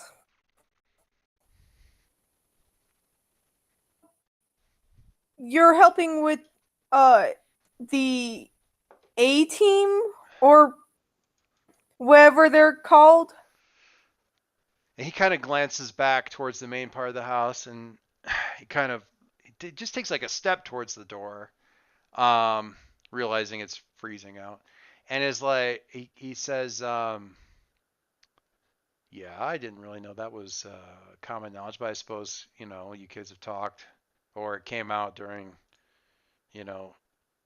everything. What's on your mind? I just wanted to say that they did a really great job everything during the crisis. Themselves like a great team. Well, I think that they will be. I know individually they're really good. Obviously Andromeda is amazing. Nathan is very good when he wants to be. Bill, what's the name of the Excalibur guy? What's his name? Armiger. Armiger. Yeah, Armiger, but was it Real name? William Edison. William. William is great. Allie is really coming along, but they're good individually. I'm sure they worked really well as a team, and I appreciate what but I appreciate what you're saying. I think they owe a lot to your good example. Well, I think that sometimes the best teamwork forms out in the field. Well, I mean, I appreciate your input there. I know it's really worked well for the menagerie. And just in that, you can really tell. I mean, Chase and you have always had a pretty good relationship, but there's an interesting little insight there. Your uncle hates that name, right down to his little toes. He absolutely hates your team's name. He just hates it. And you just barely catch a hint of it as he's saying it. And he doesn't hate the team, he hates the name. It really bugs him. I'm giving you that one without a Pierce the Mask, just for free. Little thing for Chase. I know that's worked really well for you, for the menagerie, just kind of playing things. I haven't been doing this for a really long time, Harry, and I've had some situations that have worked really well, and I've had some that haven't. And I guess I may be a little bit careful. But,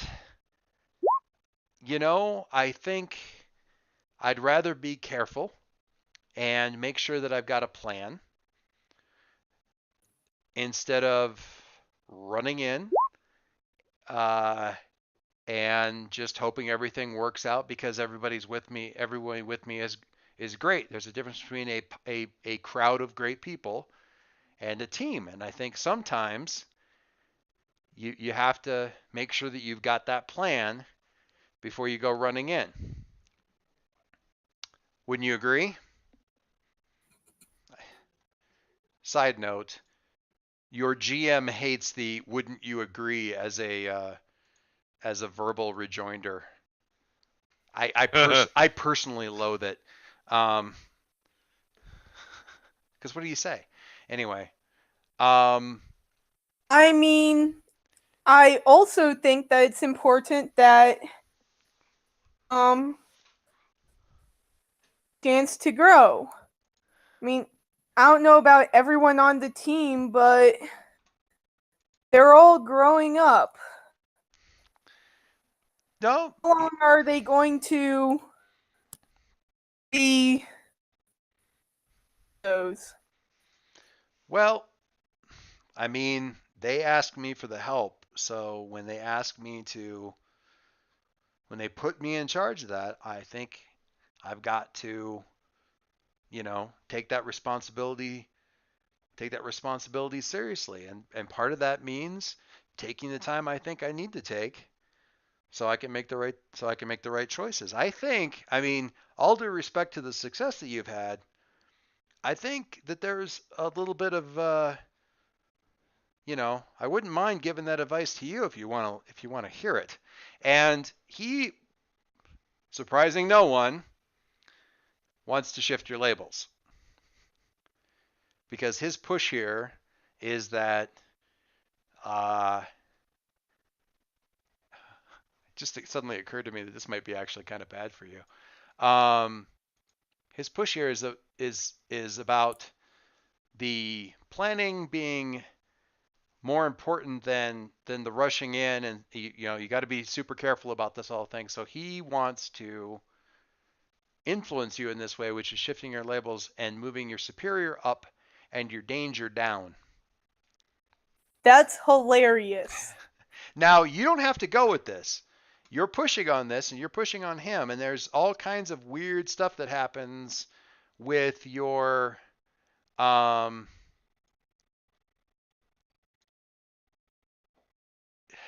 I can even there's a couple different things here. You can't actually move this one, so it doesn't actually do any good. But you can't. There is a process for resisting this thing, and that would also let you kind of push back on him, which may be something that you want to do. So yeah. So when someone with influence over you tells you who you are and how the world works, accept what they say or reject their influence. If you accept what they say, the GM will adjust your labels accordingly. If you want to keep your labels as they are, you must reject their influence. When you reject their influence, someone's influence, roll. And it's go ahead. Harry has a move for that, Roll if what? I remember correctly. Yeah, you don't roll anything. I'm not sure if he does. He has something that I think it's triggered if he resists. I'm checking. The legacy matters. When you take influence over someone from your legacy or give them influence over you, mark potential, take one forward. When someone from your legacy causes your labels to shift, mark potential and take one forward. So that's if you give in. If you give in.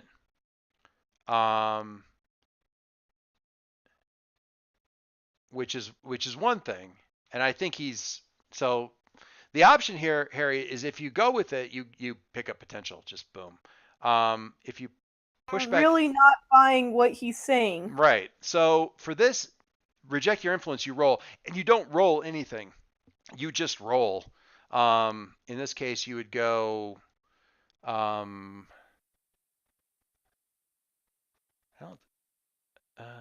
Flat 2d6. It's under mundane on your character sheet. You don't get any bonuses or penalties to this. It's just flat dice.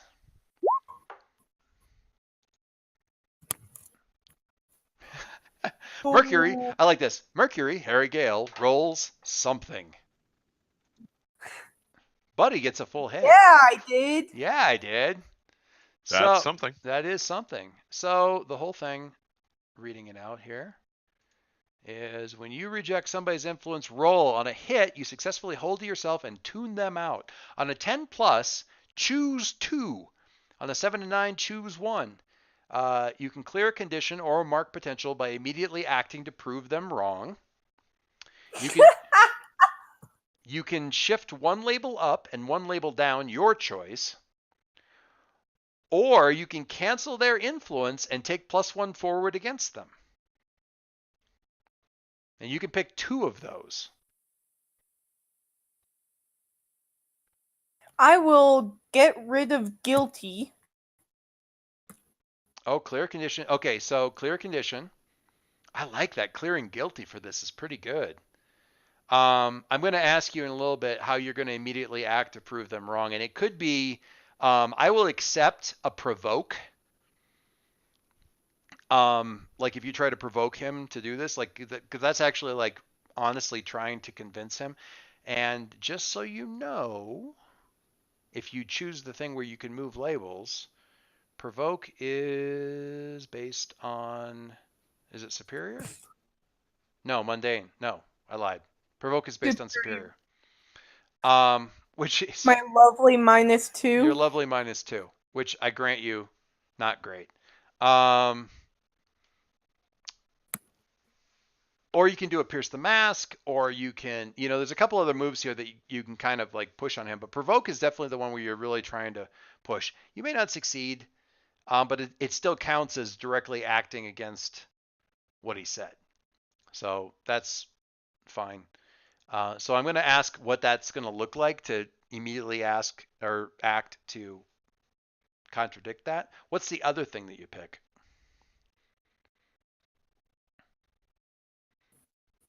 I mean, canceling their influence and taking +1 forward against them affects the same thing without having to move superior.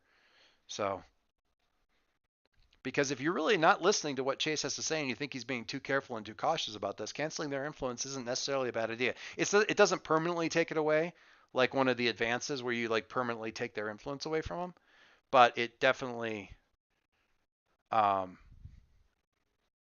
you're definitely tuning them out going forward for at least a while until there's some way that he can get influence back. And it gives you a bonus on whatever roll you make against him too. Yeah. Yeah. So you don't need to write anything down for the canceling influence. We'll just remember that Chase doesn't have any influence on you right now. So that's out of your 3 legacy people that you have to deal with right now. Only your mom has influence over you right now. Goodness. Because you haven't brought the grandma in. When you get the call from grandma, you're going to have to go to her. That's not going to go well. We just can't do anything with him. You need to talk to him. We just can't do anything. He's not even listening to us right now. You need to talk to him. Dun dun dun. Okay, so cancel influence on Chase, take +1 forward. Now, what do you do or say or, you know, give him a chance, get him out there, prove me wrong? Wouldn't it be better for go out there with you and make the mistakes environment than in a time where all of the adults are asleep or some other disaster where you can't be there? You can't always protect them. Okay. All right. I'm going to have you, so what I'm going to have you do as a follow-up then is you're not going to love this. I am going to have you roll superior because this is still a provoke, but take a +1 forward. So when it asks you, when you hit the provoke or hit the superior button, it'll ask you if you get a situational modifier. Yep. Add 1 in there and we'll see what we get. And Mercury, just as one note, I'm not sure if you remember, but we have talked about training or cross-training with that other team as something that we could do. If this doesn't work, that might be a good compromise. Correct. But look at that roll, guys. Good. Look at that roll. Provoke someone. When you provoke someone susceptible to your words, say what you're trying to get them to do and roll superior. For NPCs on 10+, they rise to the bait and do what you want. On the 7 to 9, they can instead choose 1. They stumble, you take 1. You take +1 forward against them. They err, you get a critical opportunity. They overreact, you get influence over them.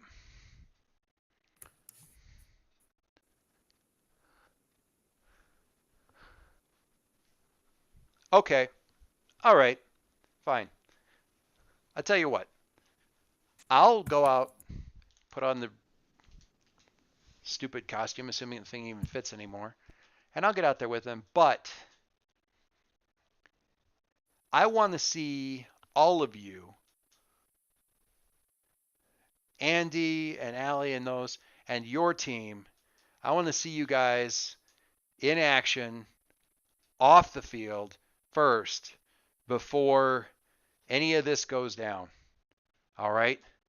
I hear all these things and I see this stuff, but I can't decide, if you want me to be honest, I can't decide whether you guys have just been incredibly lucky or if you're just that good, because half the time I'm looking, it looks like you just stumbled into a win, and half the time it looks like it was planned that way all along.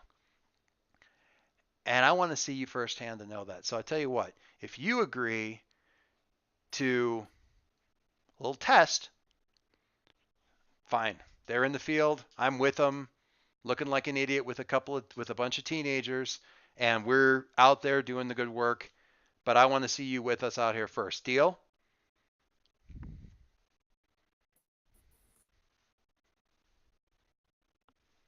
Did I lose her?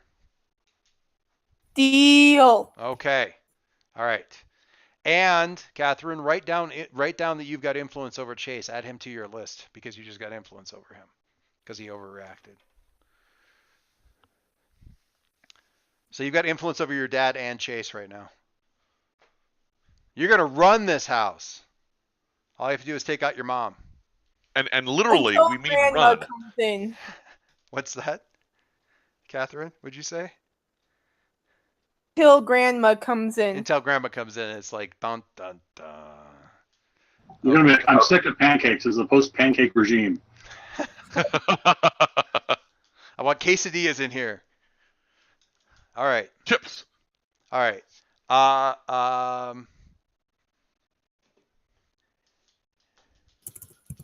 Okay. Adam. I will get to everybody at least for a certain period of time.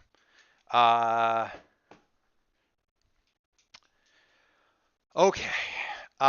You are, unless you have do you have a specific thing you want to be doing, or should I just frame you into a thing? You can frame me into something. All right. Just be mindful of the time. Yeah, it's just a shortish thing, I think, hopefully. So you got about a week into the break, and you get your mom and dad, and you find out later, because you're not I don't know. Are you super good about checking your email, or is that really one of those things that your parents roll their eyes at you for? Because it comes in on email. Probably. All right. Adam seems like a studious child. That's true. So the school sends out an email about the fact that there's been damage to the school. The events surrounding last Friday led to some extensive damage to the building and facilities, and as a result, the school is going to need to relocate. And then they send along, everyone gets like in the following email attachment, like what school you're going to, stuff like that. They also give you times when you're supposed to go over to the school and pick up your stuff, so that you can use it, because the repairs are probably going to take the rest of the semester. So they are giving everybody windows, and you're one of the first windows because you're an Amari, you're an A. So you get in there like right away to, grab your stuff and all that kind of stuff before you, to get those things over. Do you have to bus to get there normally? Yeah, probably. Okay, so yeah, we do. Yeah. Because we had that scene once. Right. So they're not running buses for any of this stuff. They're just making times available, and please contact us if your family can't get over here at the right time and stuff. But you're who would be taking you? Who do you think is more likely to have some time available in the middle of the day? Your mom or your dad? I would say, or who do you putting want? this out there, Dad has, his 4-10s that he works. Okay. So probably him if it's an off day. Yeah. Okay. So you guys are driving over there, and he didn't. So it was kind of a big deal because you guys, part of the notification was when the email that indicated when you came to pick up your stuff also indicated what school you were going to be transferred over to, and you were apparently moving over to Gardner, which is kind of a big deal because private school, no way you could possibly afford it, blah, blah, blah. Your mom's kind of excited. That's really great programs, kind of stuff. There had been some talk when you got moved forward that maybe Gardner would be the best choice for you, but it just didn't seem feasible economically, where it was in town, that kind of stuff. They're going to handle all that sort of thing, because Halcyon High South still has all of its busing stuff. It's just going to be sort of rerouted for this kind of thing. Your dad's a lot less happy about it on the face of it. He's not so much stern as he just gets that kind of like money problem frown kind of deal, that middle of the month kind of thing. And it's not a money problem, so you don't know really what that face is, or whatever. So he's I don't know what the colors were, but you're getting like there's a lot of concern, a lot of worry coming off of him. How often do you read your family with your abilities, or do you just try to stay out of it? It is probably one of those things that he picks up on little by little. I see Adam more doing this just matter-of-factly as opposed to like turning it on and off at this point. So he's not. It doesn't make him uncomfortable to kind of like get these really clear reads on what his mom and dad are feeling about stuff. Mm-hmm. Okay, cool.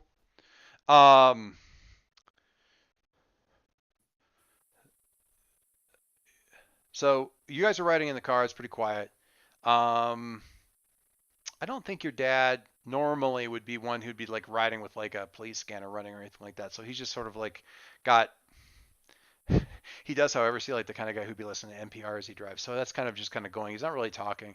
And Saul says, your father is upset about this transfer. Why is that? I don't know. Mom seemed really happy about it, so I don't know what's the matter here. Does he not like you moving out of the jurisdiction of his law enforcement establishment or law enforcement node, I think he'd call it. Jurisdiction. Fine.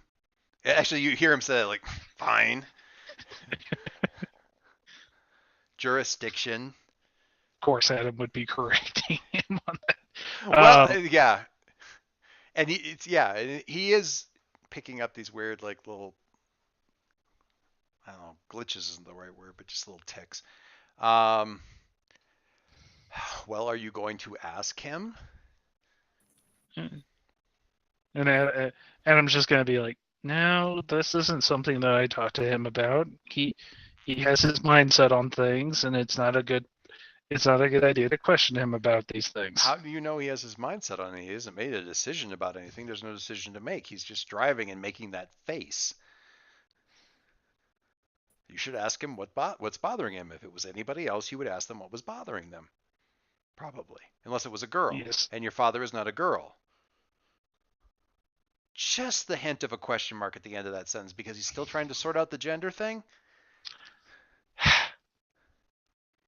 Will it make you happy if I ask him? Quantifiably? Yes, I suppose. It would satisfy my curiosity. That would make me happy. Okay, I'll ask him. And so Adam is going to him and haw for. You actually get this emotional sense of him, like there's this pause, and you get this sort of emotional sense of him going, well, come on, with this sort of like after you through the doorway kind of gesture with the hand. But there's no body, there's no facial anything. It's just that like an emotional sense of that. Well, come on. Yeah, and then Adam's just going to be like, so something seems to be bothering you.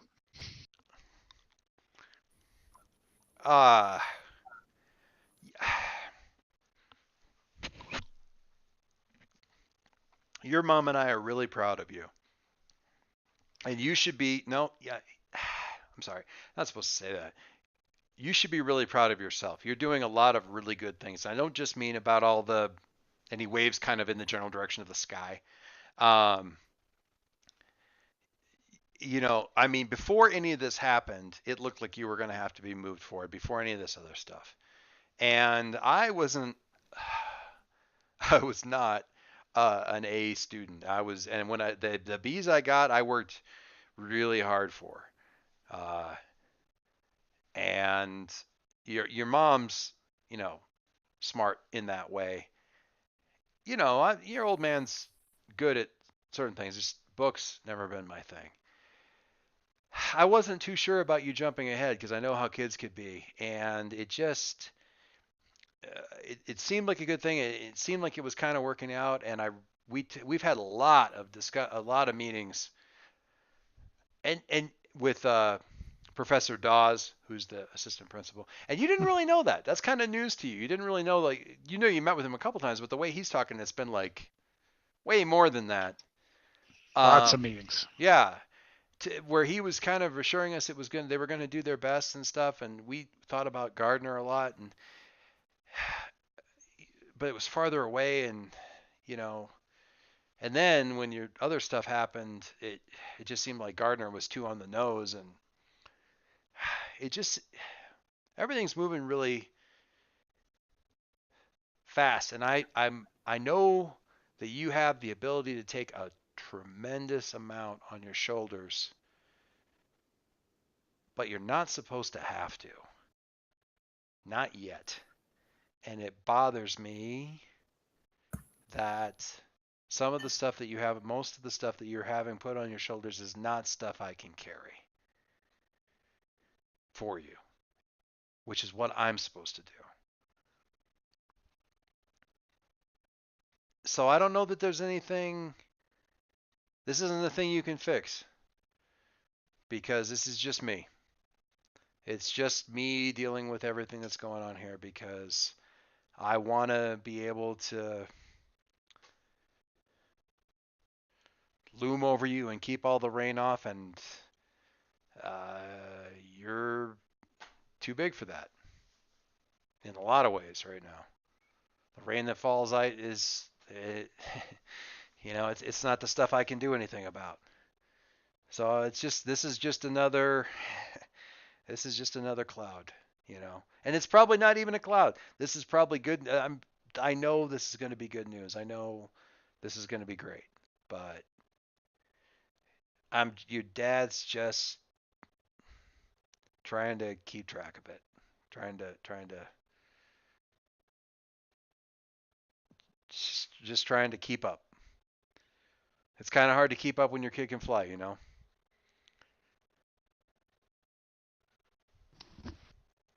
So, Soul says, I am confused. What?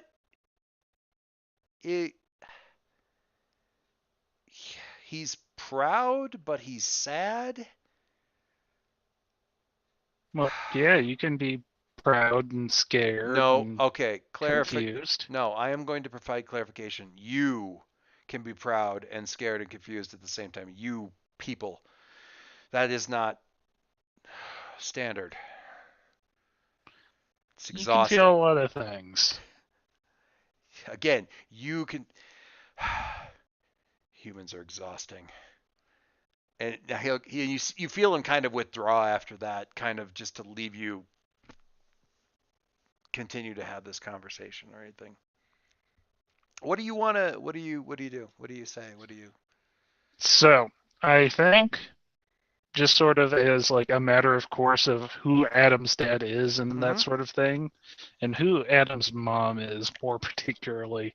This is not a thing, and I'll say this out. I think you probably already know this, but this is not a kind of conversation that your dad would normally have with you. His is a position of, in order for everybody to be able to rely on me, I'm not going to,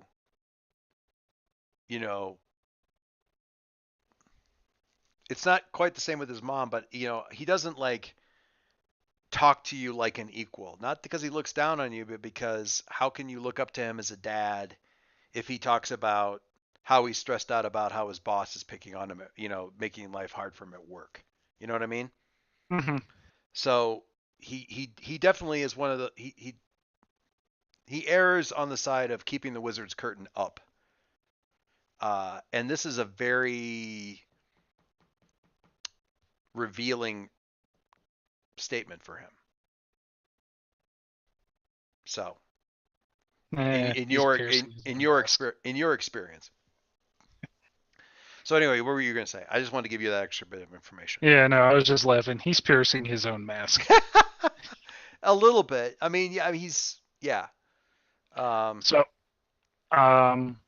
Given who Adam's mom is and who Adam's dad is, yeah. I feel like before Adam's dad goes out to work, there's probably something he says to her to kind of like reassure her things are going to be fine, even though he's going out to, be a police officer. Be a police officer, sure. So, something just innocuous like, I've got this.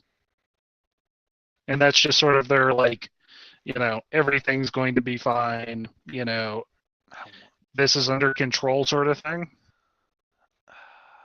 And so I just see Adam like in the face of all this just being like, I've got this. I wonder what that is. It's not quite something as over the top as, because that's a little bit action movie. I've got this. Mm-hmm. It's not going to be something like, I'll save the world and I'll be home tonight or something like that. But it's. I love what you're saying here. I'm just trying to figure out sort of what that is, what that imagery is that he goes with. What does she do? Adam's mom is a pharmacist. She's a pharmacist. Okay.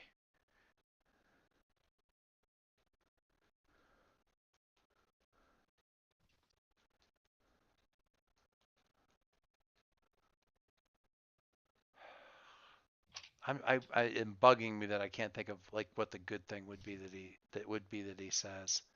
Because you're thinking about you're going the route of like saying to him what he says to her. Mm-hmm. Okay. I love that. I love that. I just can't.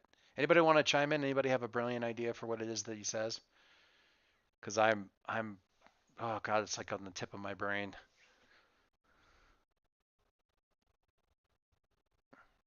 Everybody's being very quiet. I think we stumped everybody. Mm-hmm. We're kind of we're in it together. Yeah. And that solidarity, we're partners, we're we're family. Like something like we can carry this, or we can carry something like that. I don't know. Okay. All right.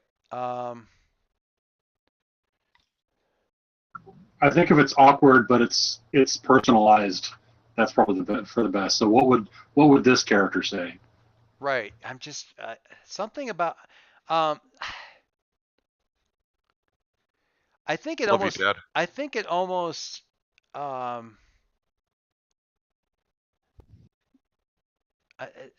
almost think it's something like, like one of them says, go out and save the world, and the other one says you too, or something like that. But I don't know. That doesn't sound quite right either. You've taught me how to go out and save the world. Do it every day. That might be good too, since I can't think of a good thing. But I love where you're going with that, and I think that's totally fine. I think it's really good. In some way, shape, or form, you call back to what you hear them say to each other every morning. Mm-hmm. Okay. Just sort of like their own little reassurance. Adam is kind of like, now that the curtain's been pulled back, he's kind of like using that same stuff. Yeah, I like that. 6:00 in the morning tomorrow, I'm going to think about what it was that he said. Finally, it'll occur to me, and I'll be like, "Oh, it's this," That's and okay. I'll post it. But so he kind of, his reaction to that is like kind of this. Actually, honestly, that blink GIF that I posted on the forum earlier, kind of like that, like really kind of surprised thing for a second. And you realize maybe the reason he's blinking so fast is not because he's surprised, but because he has to blink really fast. Aww. And he pulls up into the park. He doesn't really say anything, and he pulls up into the parking lot and reaches over and kind of puts his hand on the other side of your head, like above your ear, like kind of palms your head, and pulls you over and gives you a kiss on the top of your head. Thanks, buddy. Thanks. That helps. And then he gets, all right, let's go get your stuff. And you guys go in, and he gets out actually and kind of gives kind of this low whistle when he sees some of the damage to the front of, like, the whole front door of the school is like a hole. And Dr. Dawes is kind of inside. There's like a plastic sheet kind of over that, and some of the please use side door kind of thing. Go ahead. I was just gonna say, at one point, does he like vocalize any of that? Just like, man, they did a lot of damage to that. Yeah, well, yeah, he kind of whistles and is like, we're not joking around over here. It's like, man, I totally want Adam to say something right now, but it's like, this is gonna freak his dad out at some point. Actually, no. I think they got this at this point. He's just gonna point over to where the science lab is, and he'll be like, I got thrown through that wall. Really? And it wasn't when you were. Did you tell your parents eventually about the body swap thing, or no? About the what? The body swap? Yeah. Yeah. Was it? You mean you or Harry you? No, this was like a couple of weeks ago. Oh, with that other thing. Jeez. Huh. All right. So no, this was okay. Yeah, they just fixed that too. You know what I heard was weird about this is that this wasn't those weird monster guys. It wasn't just them. There were the Viortovian guys with the guns and stuff that were down here too. They were fighting both of them down here, which I thought was weird because it was the only place that this is the only place that I heard that they were both at. They walk in. You go pick up your stuff, and he goes over and kind of gives the chin nod with Professor Dawes, and Dawes welcomes, says something to you, and we're gonna miss seeing you around here, Mr. Amari. I hope you, after you've had a taste of Gardner, you decide to come back to us next year. But I'll understand if you decide not to. Either way. And as your dad walks over to kind of talk with him, and you go down to pick up your stuff and everything like that. Do you do anything in particular while you're here, or no? So there's something that's been bothering me as a player, and Yeah. I figure Adam is going to figure this out at some point too. Uh-huh. So way back in episode 8, 9. If you're talking about the one where it was just the Halcyon hijinks, that was episode 10, but keep going. Yes, episode 10. When Farlander showed up and started talking about keynomes. Uh-huh. It was the school. Mm-hmm. And now his dad has brought this up. Is there some way that Adam could, like... Does the Concordance know about these things, and do they know how to recognize them? The keynomes. Yeah. The Concordance Saul can give you the basics, and it's gonna, his terminology is such that it makes it a little bit hard to, but it goes along with this kind of the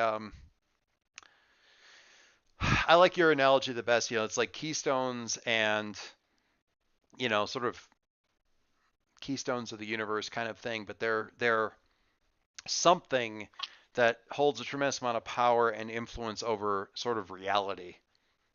They're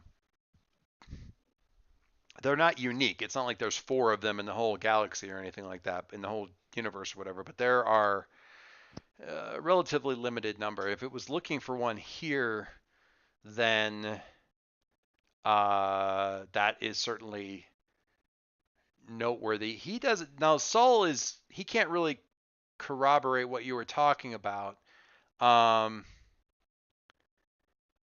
because he wasn't entirely awake at that point, is how he puts it, sort of, or at least that's how you interpret it. Right. He was still kind of broke. Yeah, he was still, in shock. So, I mean, he can certainly try to get a read on that thing, but he quickly, you can't just walk out of here with a keynome in your backpack. So, I don't know that we can simply, even if we detect it, but you can certainly, we'll figure that part out later with other people. Okay, yeah, that's a good idea. We're going to, what is the move I want here for this thing? I think it's extend your senses. That should be unleash your powers, right? That should be unleash your powers. Okay, so give me a freak. Give me a freak. All right. Give me an F. Give me an R. Oh, geez. Give me a 12. Oh, my God. All right. When you unleash your powers, we are. You guys are really rolling well, and hopefully next week it'll all turn around. Don't feel too bad, guys. When you unleash your powers, you overcome an obstacle, reshape your environment, extend your senses, roll freak. On a hit, you do it. On a 7 to 9, you mark a condition, or the GM will tell you how the effect is unstable or temporary. It is not unstable or temporary. It is just good, and you don't have to mark a condition. You do sense something. It is not, it's here. It is deep under the school somewhere. There is definitely something, and it's your perception is such that it actually you can sense it, and when you sense it, your own perception kind of rises up, so you're looking down at the larger city to kind of get a sense of. Hang on. Let me see if I'm bird's eye viewing this. You're bird's eye viewing it. Zooming out. You're zooming out, and this is not the right map, but it's close enough for government work. to give you just a sense of the zoom out, if nothing else. But you zoom way out, and like we've said a number of times, Halcyon South isn't the south end of the city anymore. It hasn't been the south end of the city for a long time. City's grown, so on and so forth. And depending on how you would look at it, what is Halcyon South is really kind of dead center in sort of the greater metropolitan area that is Halcyon City. And that puts this thing, whatever it is, basically right at the heart of the city. Now, not at the heart of the metropolitan, like where the big buildings are part of the city, but it's definitely, like if you were to draw sort of a big vague circle around the outside edge of what you pulling back far enough see as the city, this thing's right there in the middle. Well, that is strange and unusual. But in a weird way, sort of explains some of the strange and unusual that seems to gravitate towards Halcyon. You're on a Hellmouth. No, I'm kidding. But accurate enough. Saul's like, well, this explains several things and raises a considerable number of additional questions. Well, he doesn't have hands, so he can't do the concern look. I was about to say, I am concerned. The concern meme is basically this game's version of I've got a bad feeling about this. Anyway. Okay, so we're going to leave you with that fun little fact. Key Gnome directly underneath both the center of the city and the about to become largely abandoned and pretty much unsupervised Halcyon High South. Hooray. Yeah, all those are good feelings. Okay, last little development real quick is that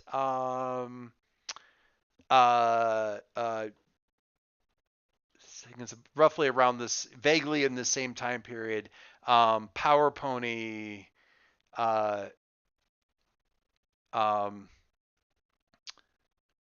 sends a message to Leo, and says like, hey, Gigi left me a note to give to you.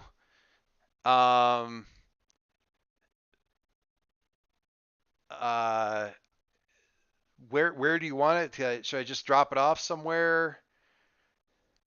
Like I'll arrange a collection. I can just drive to wherever she is. So. Are you going all suited up? Or are you gonna just? This is the only identity she knows me as, so I have to. Okay. All right. So you pull up. So it's just a little show. She said it was for everybody, but like I don't have everybody else on contact list yet. I will relay it. Yeah, you should relay that I need everybody else's contact information because everybody should be blessed with my text messages.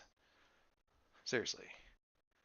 I'll tell them you said that. Yes. You absolutely are going to do that. Also, AMA next week. It's happening. I don't mean actually next weekend game. I just mean next week, which could be 4 months from now because of the way. Oh, that's fine. The joke here being that although I announced this as a thing that we could do, Link had no idea. He just said we're going to hang out sometime. So now he's like, we're going to do what? We're doing what? Define anything.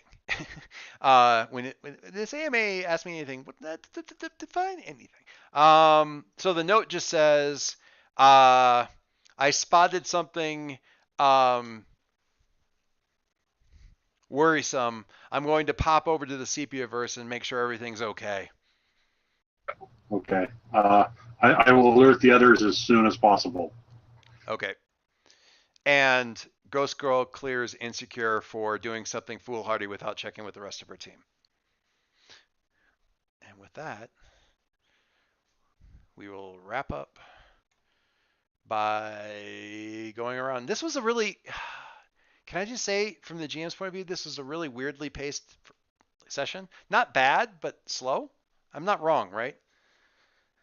Well, everybody was doing their own thing kind of independently, so I think that's contributed to it. Yeah.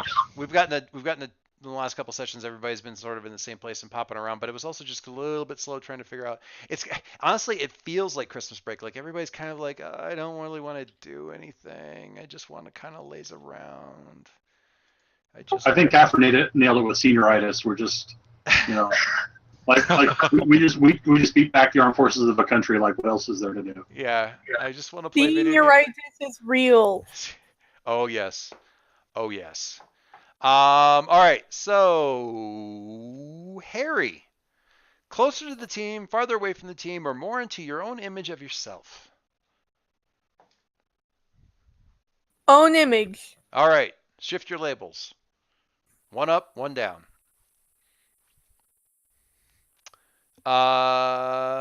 Leo.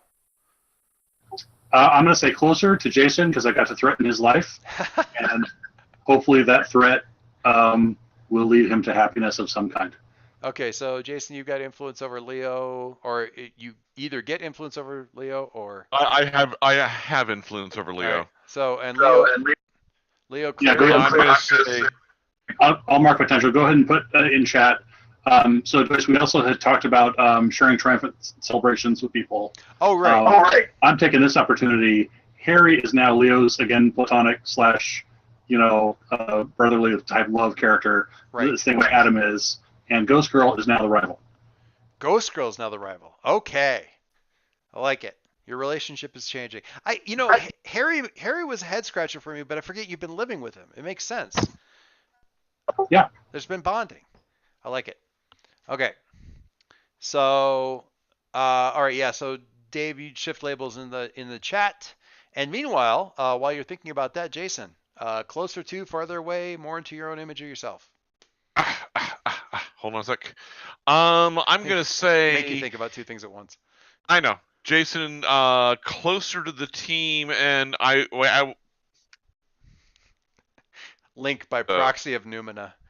Who's going? Yeah, either Leo or someone within Leo's immediate orbit. So we'll just say Leo. I would like to suggest Numina as a separate character. We've considered her a team member as with the other bots. If he wants to play that up. I'm willing to give influence to Numina. Okay. In fact, I've been begging for influence from Numina. I don't think influence is the word that you're looking for there, but okay. Okay. We will give influence to Numina then, but Leo, you still get to say given what Numina has said to Jason in the last day or two or week or two, what labels would she shift on him? And Jason, you can clear or take potential. Stuff like that on your march to facing off against your nemesis. No, I'm gonna uncheck angry.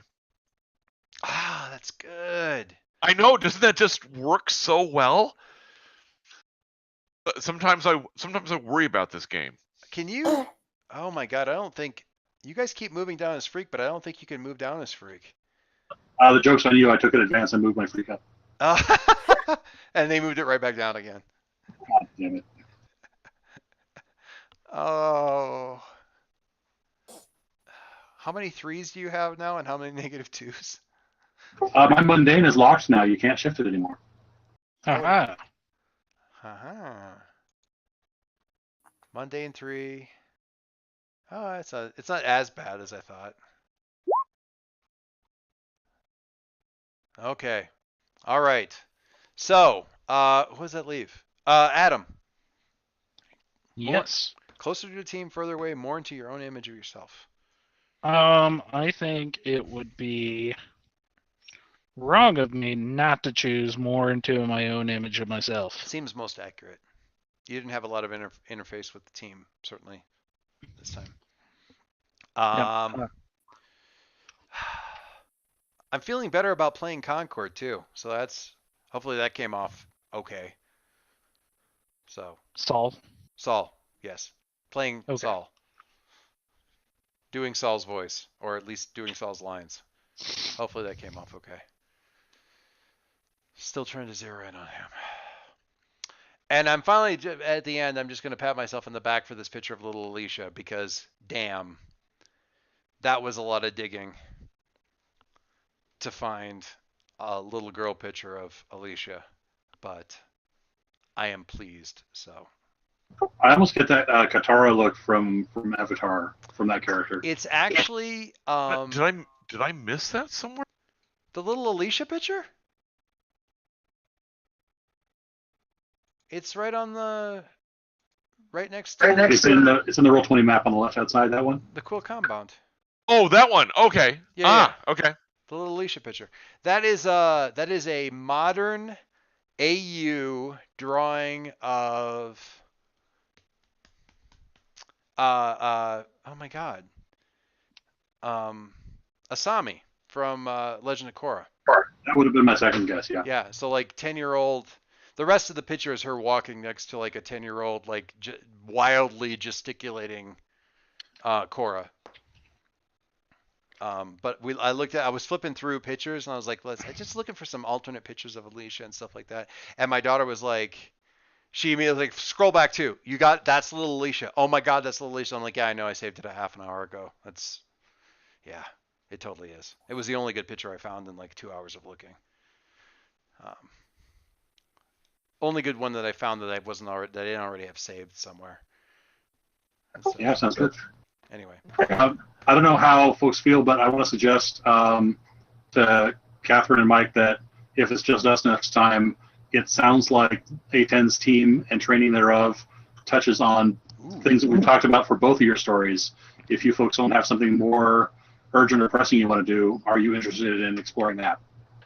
That sounds good to me. That sounds super fun. I'm fine with that. Cool. Is there something you'd rather handle, or? No, there's the Kenome, but I feel like that is something that seems like a whole team involvement there. The team certainly, generally seems to know. Dave, we're going to say that we wrap up at the end of this thing with you piling onto a quill jet, or a jet, right, or a charter or something like that with Numina and heading down to Florida, and we'll do that as part of the. Either we can actually probably do that on the forum, honestly. I'm cool with that. Okay, and then Catherine, you started to say something? No, I'm good. Okay. Cool. So next week, team hijinks. I think we might even have to get the see if the JHHL doesn't get involved in some of that stuff too. Oh, please, yes. I mean, I'm not saying that I want interaction with Kid Kelvin now. But you totally do. Adam doesn't. I mean, you do. I've worked up a line for him and everything in case he gets mouthy. I'll pay real money to see that. Oh, that's awesome. And Joyce, for when you get a chance, I sent you a PM on forums with the completed video link. Okay, cool. When we do get that signed off, I don't remember. I think what we'll probably have to do with that, we're talking about the video that Rossum sent Leo back ago, and it was playing, and there was a couple people that were standing there, I think, and at the time we never really detailed it. We're finally getting that thing hashed out, and by we, I mean mostly Leo. What we'll probably do is put it up on the forum and just kind of be like, if you thought you were in the room and would have heard it, then by all means read it, and if not, then don't, because then it's kind of on Leo to decide to share what he shares. But I think a couple people at least were standing around when that thing came up. But it's been long enough ago that I don't really remember who was in the room when that came up.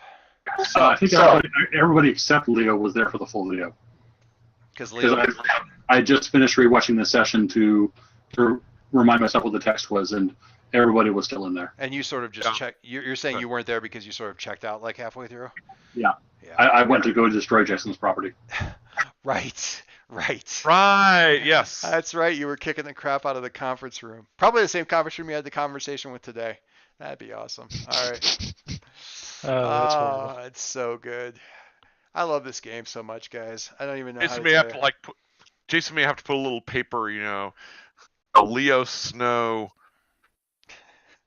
conference room, just kind of, over over the room number, which is on all the rooms. Even like the bedrooms have room numbers up on, little placards on the wall. Jeez. The little, Leo Slow commemorative conference room. Just look at the equipment and they're like, yeah, that shouldn't even be breakable. What the hell happened?